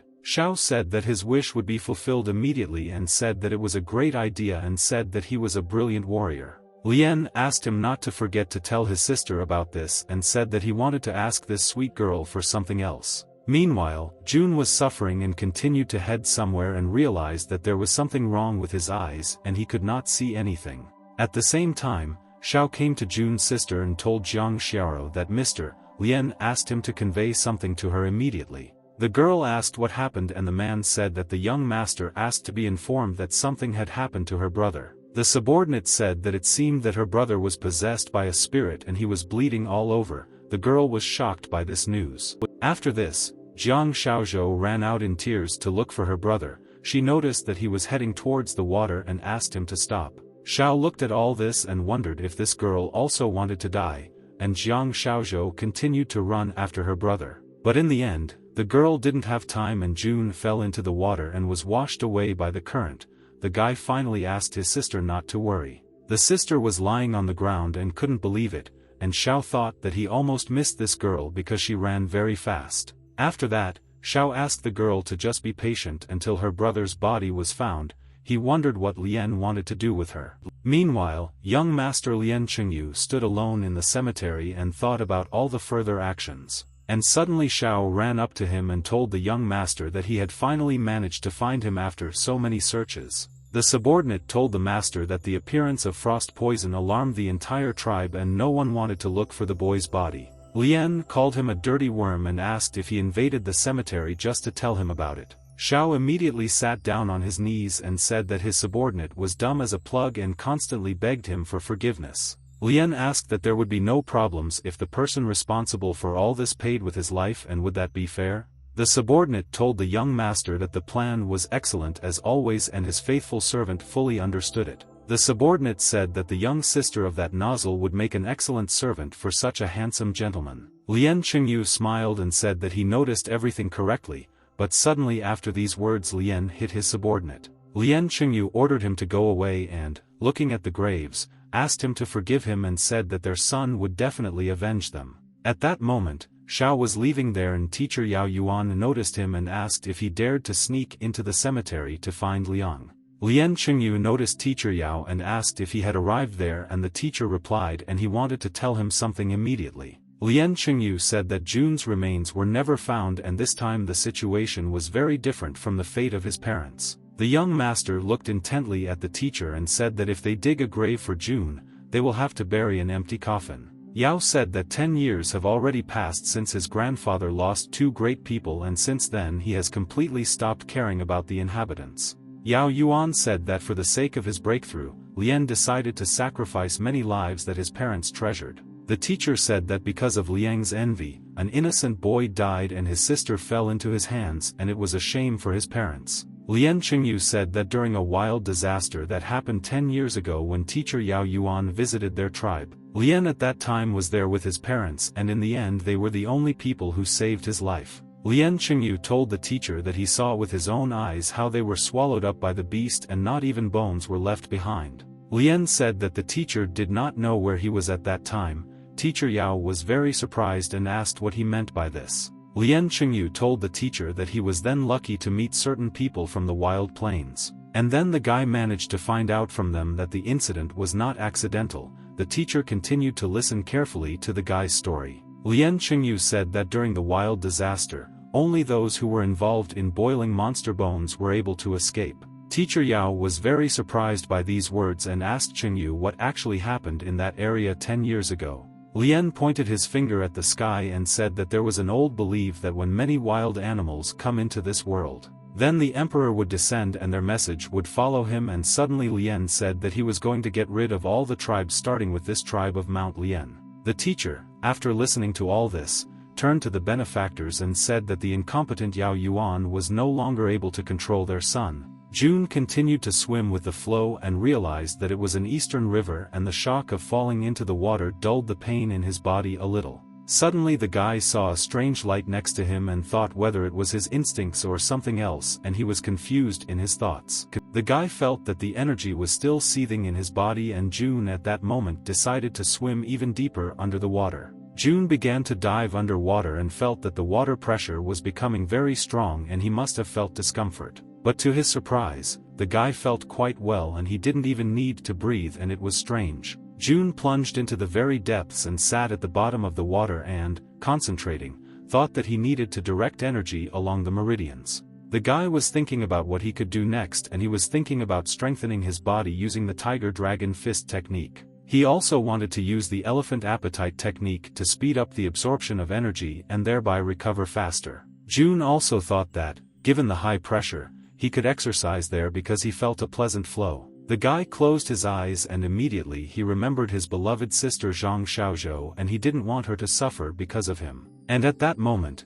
suddenly something sharply stabbed in Jun's chest and a glow appeared and he did not understand what was happening there. The guy realized that emotions made his heart clench, causing the energy circulating in his body to become stagnant. Jun reflected and realized that he had to make a breakthrough before returning back, and then he could protect his sister. The guy first needed to get rid of disturbing thoughts and give it his all, distributing energy throughout the body and to the amethyst. Jun closed his eyes and, concentrating, suddenly felt unity with the Tao, or more precisely, unity with this amazing water. And finally, June chose the best path for himself, because the tiger dragon and elephant appetite techniques had their drawbacks. Using amethyst, June was able not only to survive in turbulent water flows, but also to maintain fortitude, which not everyone could do. By combining various techniques, June amazingly entered a state that few mere mortals could awaken. This ordinary boy June managed to enter a state called formless and perfect unity with the world.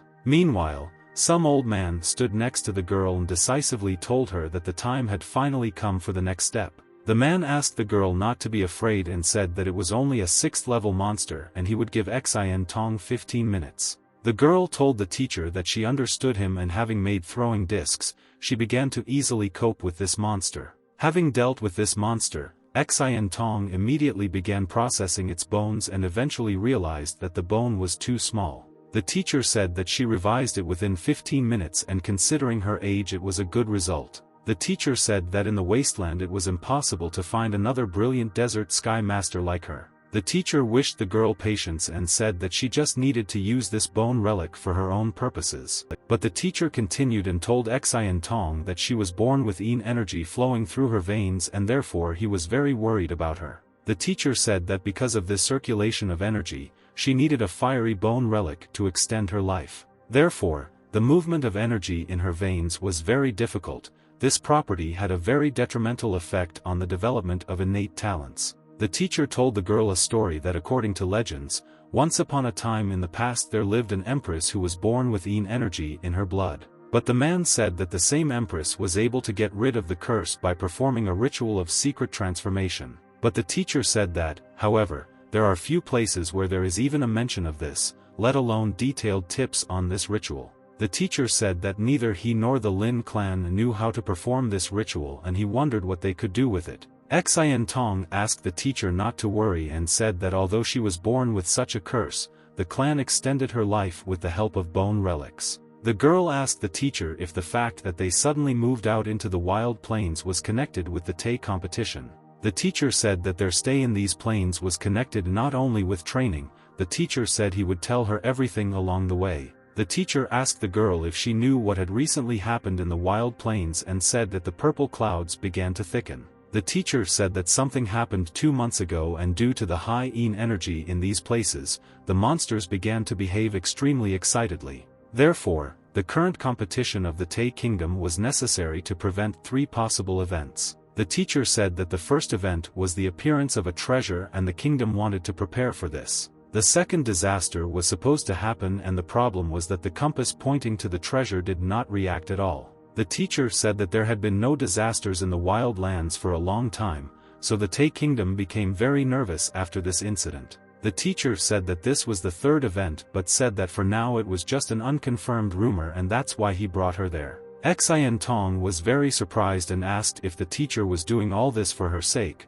but the teacher only asked her to hurry after him. The teacher said that they would go to the Tao tribe through the village of the Lien tribe because this way they would get to their destination faster. But suddenly the teacher stopped when he saw the guy's body and told Xin Tong that it looked like someone had drowned in the river, and they decided to check on him. Meanwhile, June was very hungry and wanted to quickly have a snack, and suddenly when he opened his eyes he saw Xin Tong in front of him. June looked intently at the girl, and suddenly after this the guy got very seasick and he vomited the entire contents right in front of the girl. After that, June smiled at them and asked who they were. Xin Tong asked him how he ended up in the water and whether he drowned. June thought that he could not tell them that he cultivated underwater, because otherwise he would have revealed to them the secret of the power of amethyst. June thanked them for saving him, and the teacher said that this guy was a young but very cunning guy. June was very surprised by such unexpected words from the teacher and wondered if this man had guessed everything. The teacher said that considering June's pulse and the undigested remains of food from cultivation that he vomited, he could not drown. June thought that this man knew all the information about him and wondered if he could see his purple crystal too. But suddenly the teacher asked him not to worry and said that he was not interested in his little secrets that he hid from them. The teacher said that he was just curious and asked June how an ordinary child from the plains could reach the stage of a brave man. June thought that this couldn't be because he had completely absorbed the monster's bone, and why was he still at the level of mortal blood? The teacher told the guy that he also had pure veins about the level of dragon veins, and this was very surprising. The teacher looked closely at June and said that his body was like that of a cultivation master, as well as bones with his blood.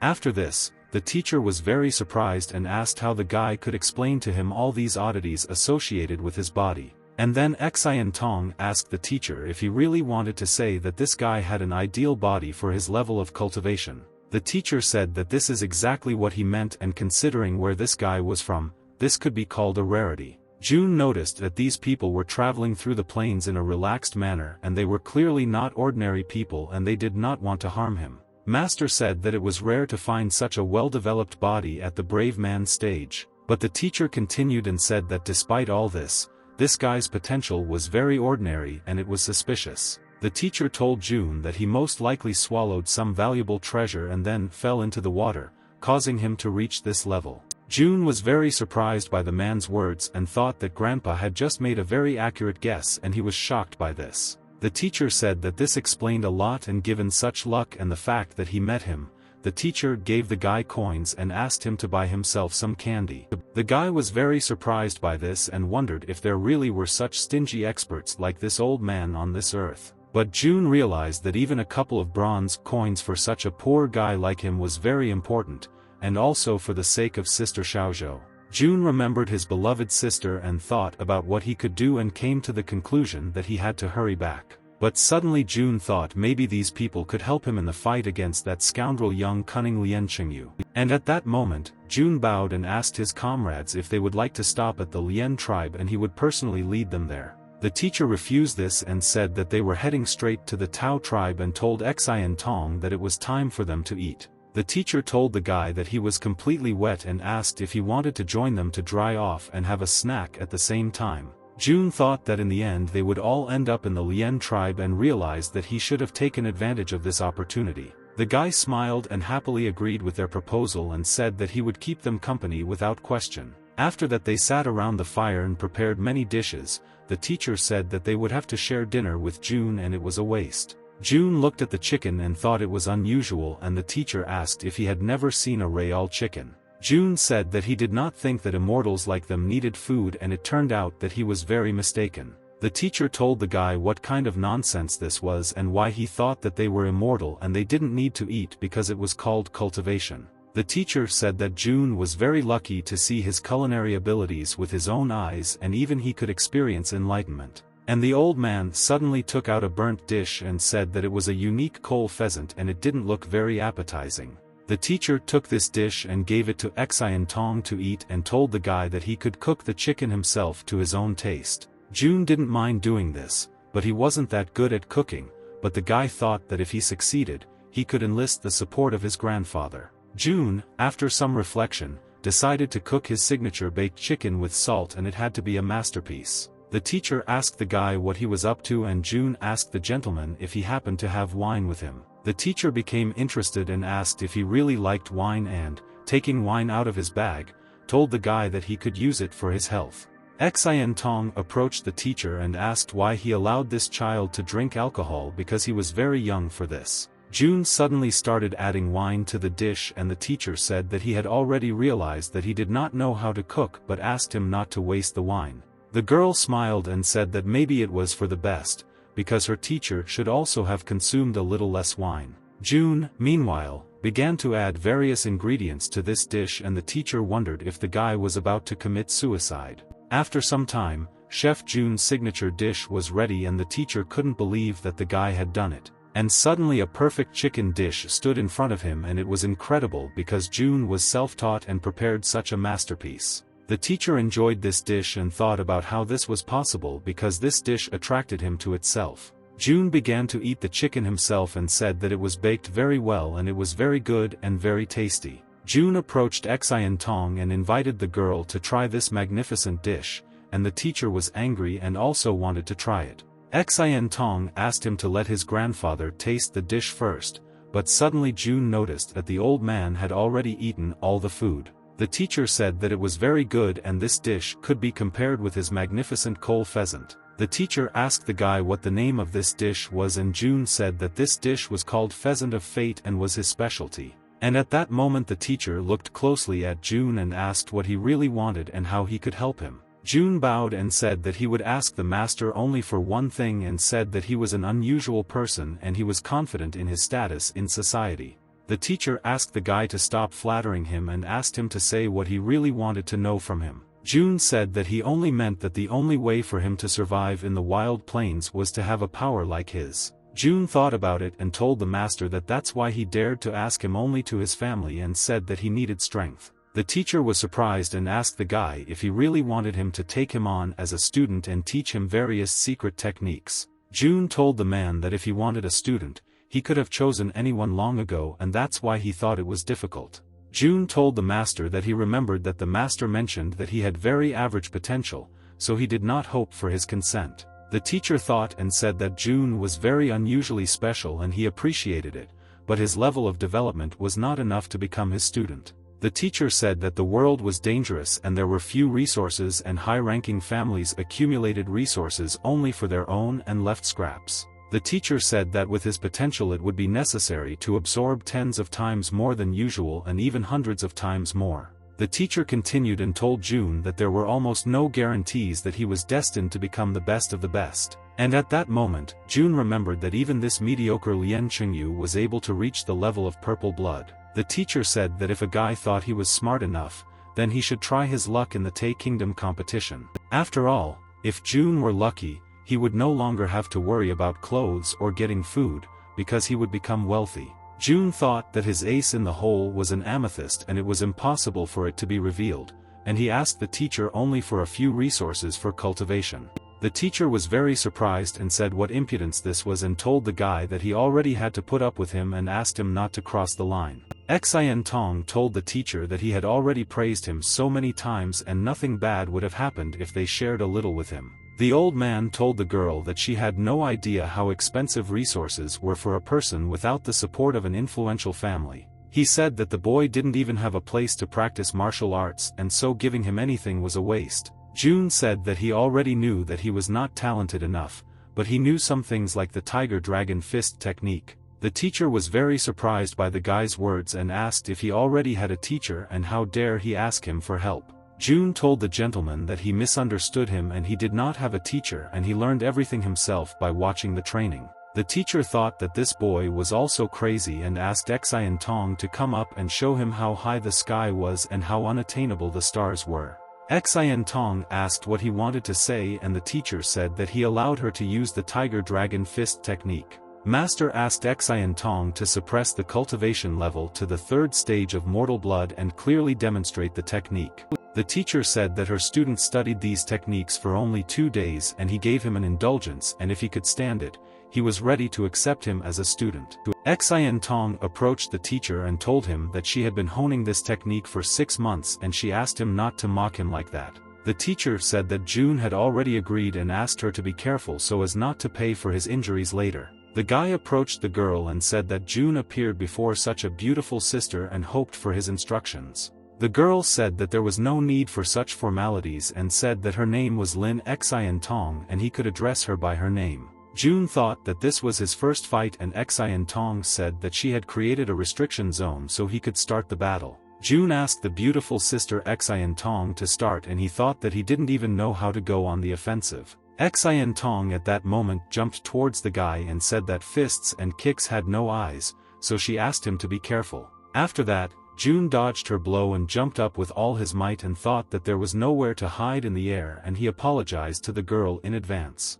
The girl and the guy were preparing to collide with each other and they were extremely concentrated and prepared for this battle. June, meanwhile, thought that when he was fully concentrated, it seemed to him that time immediately slowed down. The guy looked closely at Xian Tong and thought that the girl would be clearly surprised by what would happen when she approached. June thought that if the girl was going to clench her palm into a fist, then he needed to interrupt this action with his grip.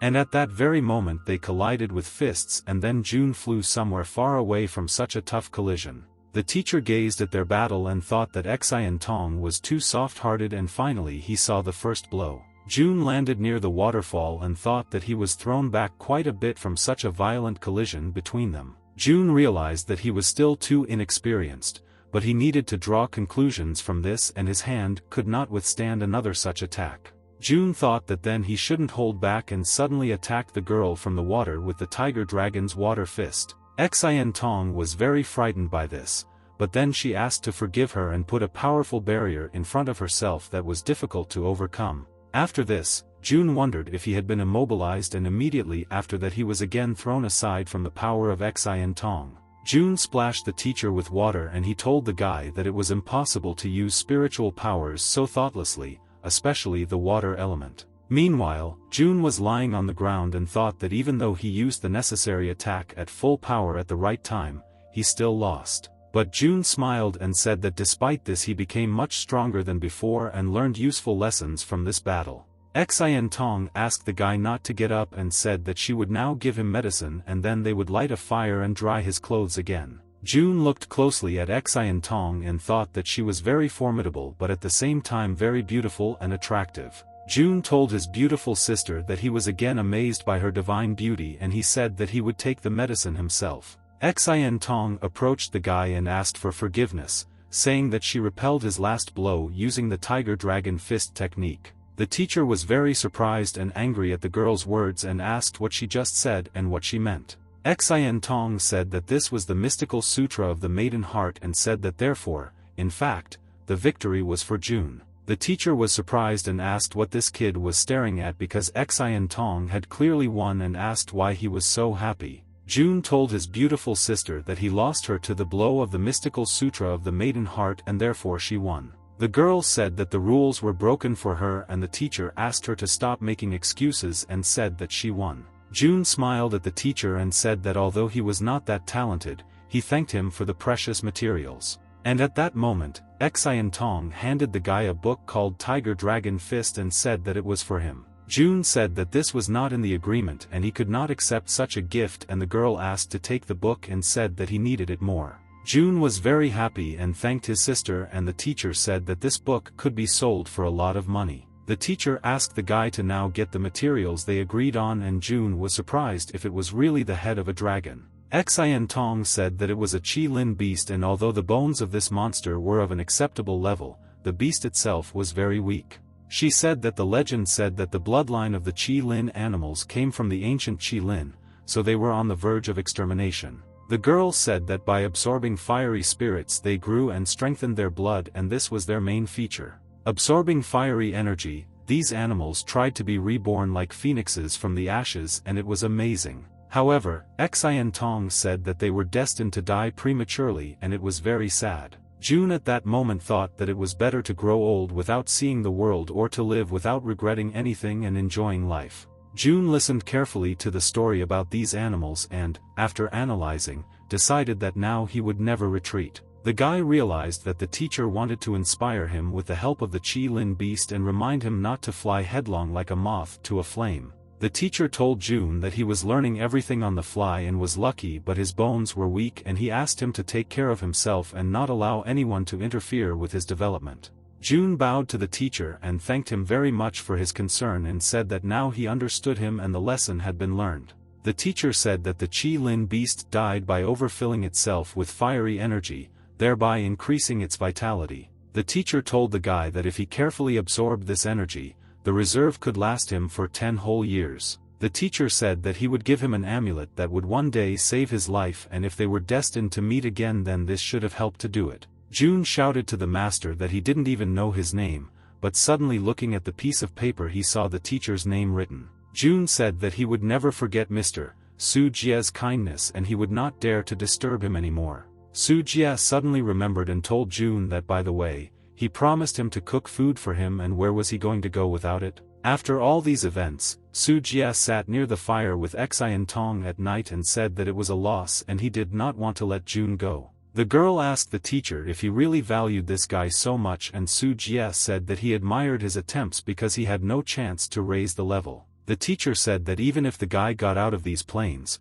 but then he would not be able to break into the competition of the Tay Kingdom. Xian Tong listened carefully to the teacher's words and asked if this meant that they would no longer see this guy. The teacher was very surprised and asked if she really fell in love with this tomboy, but the girl asked the teacher to listen to her. The girl said that at the time of their battle with June, when their hands touched each other, she felt something. The girl said that this feeling came from her damned meridians and it was really strange and she didn't know what it was. And at that moment the teacher said that the birth of new purple blood had come and told Xian Tong that it was time for them to move forward. The teacher said that he sent Jin Long Wei to collect some information and their meeting was supposed to take place in the Tao tribe. The girl asked what about June and the teacher asked her not to worry and said that he was sure that he would arrive at the competition. The teacher thought and said to Xian Tong that if June does not come to the competition, he will personally drag him there and keep an eye on him. Meanwhile, the leader sat with Lien Chengyu and told him that he did a great job and it was not in vain that the tribe's hopes were placed on him.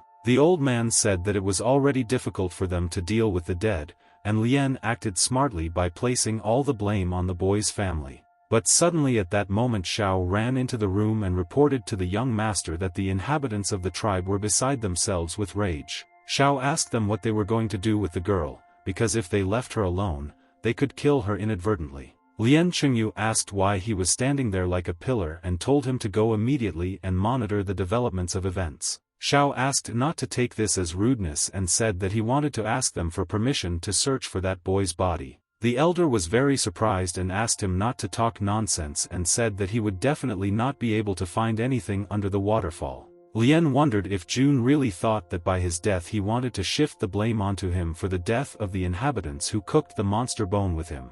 Xiao asked them for forgiveness and said that then the insignificant servant would immediately leave them to monitor what was happening in the village. Lien Chengyu ordered the servant to go and return by midnight and said that at that time they would perform an exorcism ceremony. Meanwhile, the woman looked intently at the fire and said that soon all the immortals would rise up and this unknown force would awaken. All the residents gathered around the fire and the woman said that the spirits would protect them from plague-stricken bodies and various demons. Everyone told the gods of illness and the star of disasters that a person from this family was cursed and all this had a very bad effect on them. Villagers said that Long Wei, chosen by Lord Jin, brought pestilence and suffering to their tribe. Residents said that they would immediately get rid of the cursed family with their own hands and threw stones at June's house and asked him to bring torches. Meanwhile, throwing stones, the residents broke the window in June's house and Jiang Xiaozhou was there and was still thinking about her brother. A village resident said that it was time for a hero to set fire to this house,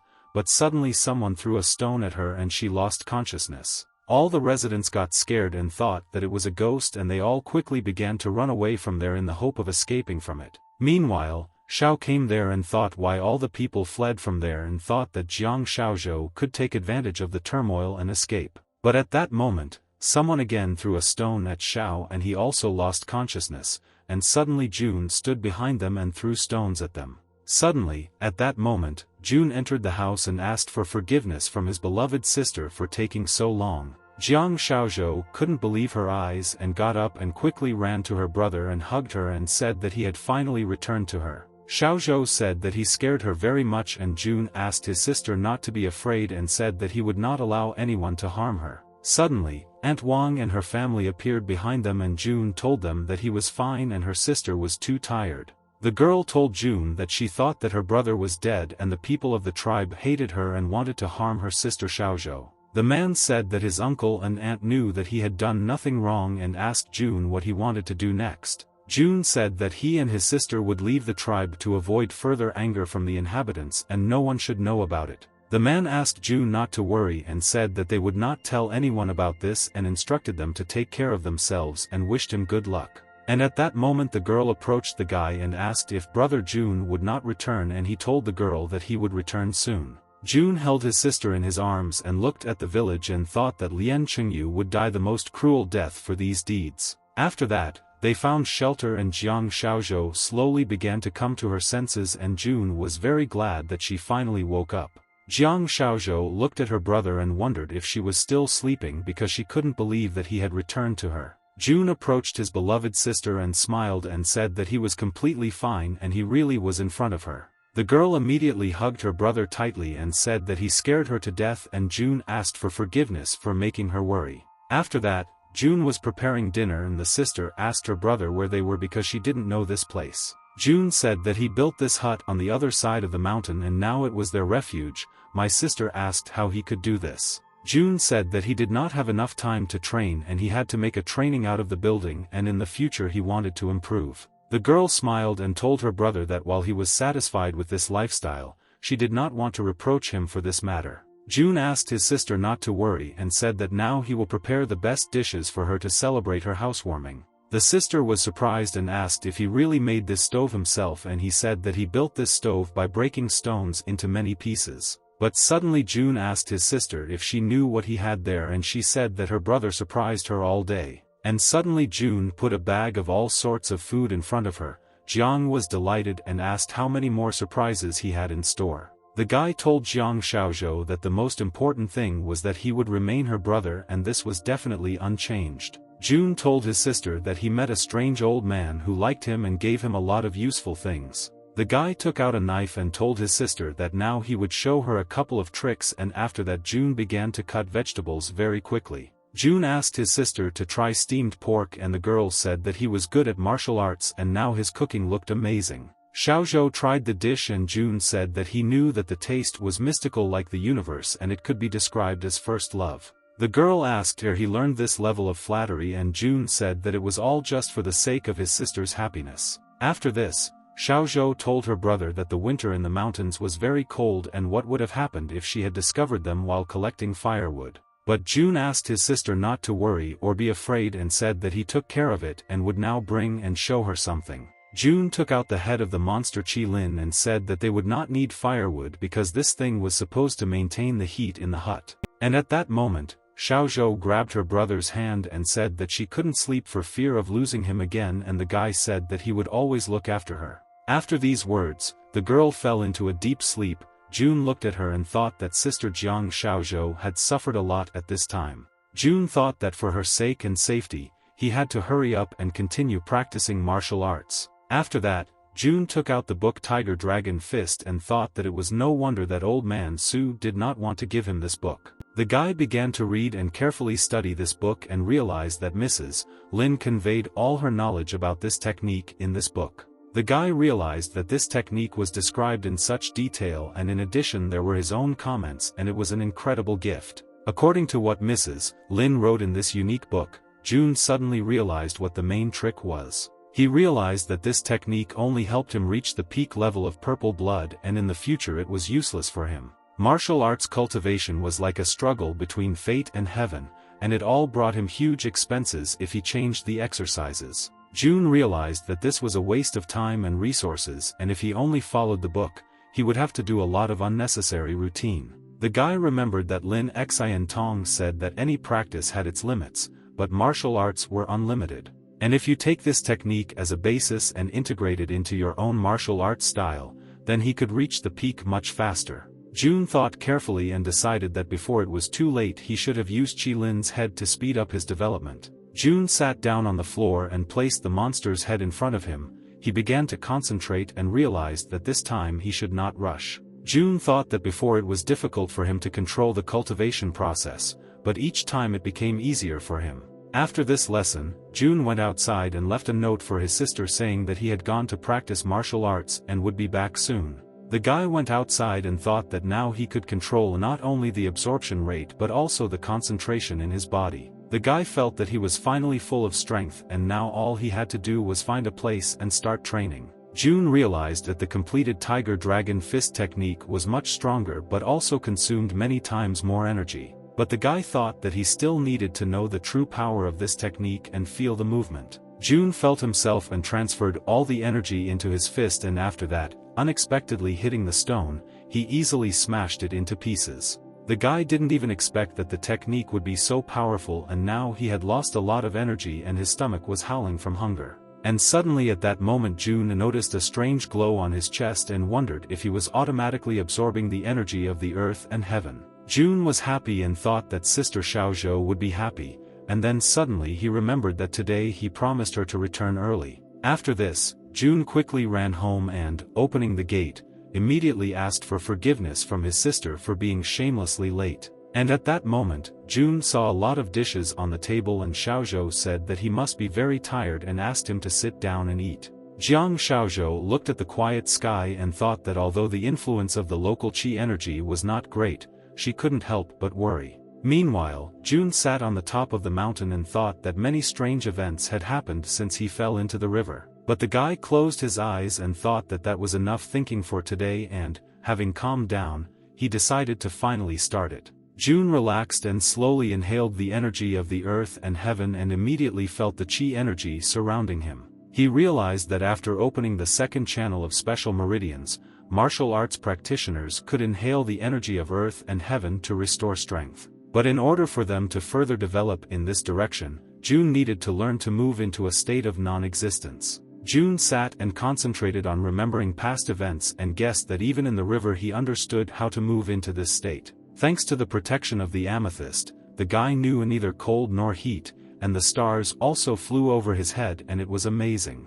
June decided to proceed to the last phase and suddenly spat out blood and realized that it was the remaining impurities of unrefined blood after cultivation. And finally, at the end, June realized that he had managed to move to the fifth stage of the level of mortal blood to the stage of qi energy collector. Meanwhile, at night, the residents of the village of Lin who worked on cooking the bones of the monster lay and suffered from illnesses. The next day, Lian Qingyu broke the dishes and told Xiao that he was stupid and not only missed the girl but also caused all this commotion. Young Master Lian grabbed his subordinate by his amulet and threateningly asked if he had forgotten what they agreed on. And after that, Lian threw Xiao out of there and Xiao said that the young master ordered him not to appear in front of him until there was good news. Meanwhile, all the villagers gathered together and Xiao told everyone to stop complaining and finally calm down. The women fell to their knees and asked him to have mercy and said that their husbands were dying and they asked him to bring magic pills. Xiao menacingly asked if they really thought they were worthy of these pills and how dare they ask for them,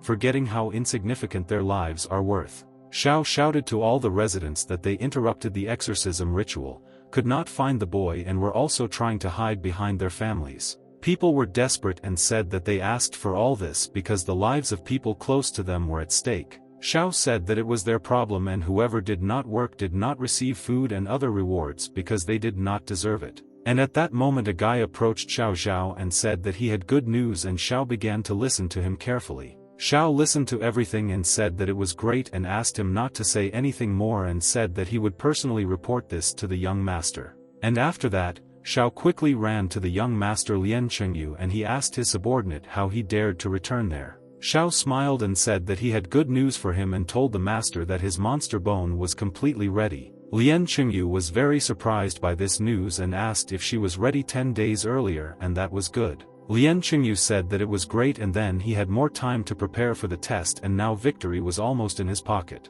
Xiao said that under the leadership of the young master Lian, for the first time in 1,000 years, all nations would be united and it was amazing. The elder said that it was wonderful and he would prepare a ceremony to transfer the bone energy and asked Liang to take a bath and change his clothes. Meanwhile, the woman said that they had sacrificed the last cow of the tribe and they asked to wait for Mr. Liang to start the ceremony. After this, the elder performed all the necessary rituals for the young master Lian Qingyu and said that the ceremony was now completed. Xiao said that now everything will change for the better and the time has come for change and Lian will lead them to the long-awaited success. All the residents celebrated this event and set off fireworks, and June looked at it all and thought it was funny to watch this performance. June thought that it was better for him not to wake up his sister and she asked him not to go anywhere and spend a little time next to her. June hugged his beloved sister and said that her brother would always be with her and her sister would always be safe from everything in this world. Meanwhile, Lian Qingyu opened it and saw the finished result of boiling the bone. He thought that for some reason she looked like a lump of earth. Lian Qingyu ate it and thought why it tasted like a mud pill and maybe that's how it really should have been. Lian Qingyu told the elder that they did not have a minute to lose and he had to go and break through to the next level. Meanwhile, Xiao told all his people not to dare disturb the young master, otherwise there would be bad consequences. The elder told teacher Yao that after Liang's breakthrough, they would thank him in full. Yao said that he was always happy to try. At the same time, Lian Qingyu was sitting on a stone and concentrating, thinking that he had to be calm and control himself. The young master thought that this was too important an event and he should not rush, so he decided to forget about all thoughts. Lian thought that as soon as he was able to break through to the next level, he would finally be able to achieve his long-awaited revenge. Xiao, meanwhile, told people that as soon as the time came, they should all gather in front of the entrance and remember his words.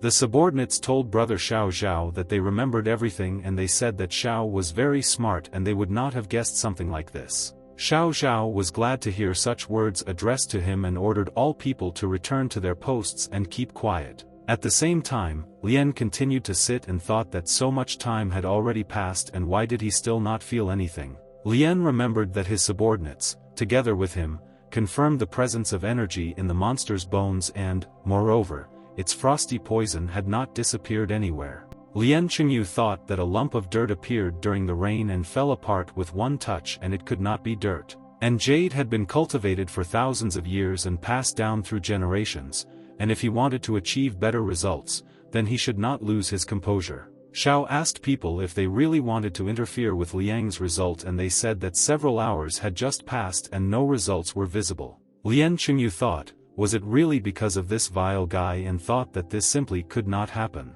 Meanwhile, all the people were waiting for Liang and said that the master would finally break through to the purple blood level and become a powerful guy. But suddenly when Teacher Yao and the elder went inside, they noticed that Lien Qingyu was lying on the ground unconscious. Teacher Yao looked at him and said that young Master Lien could not break through and could not cope with his anger, which is why he harmed himself. Meanwhile, June and his sister were having fun in the hut, and suddenly June heard voices outside and rushed to look there. He was very surprised because the caravan of the divine kingdom of Tay was approaching them and the competition was already close.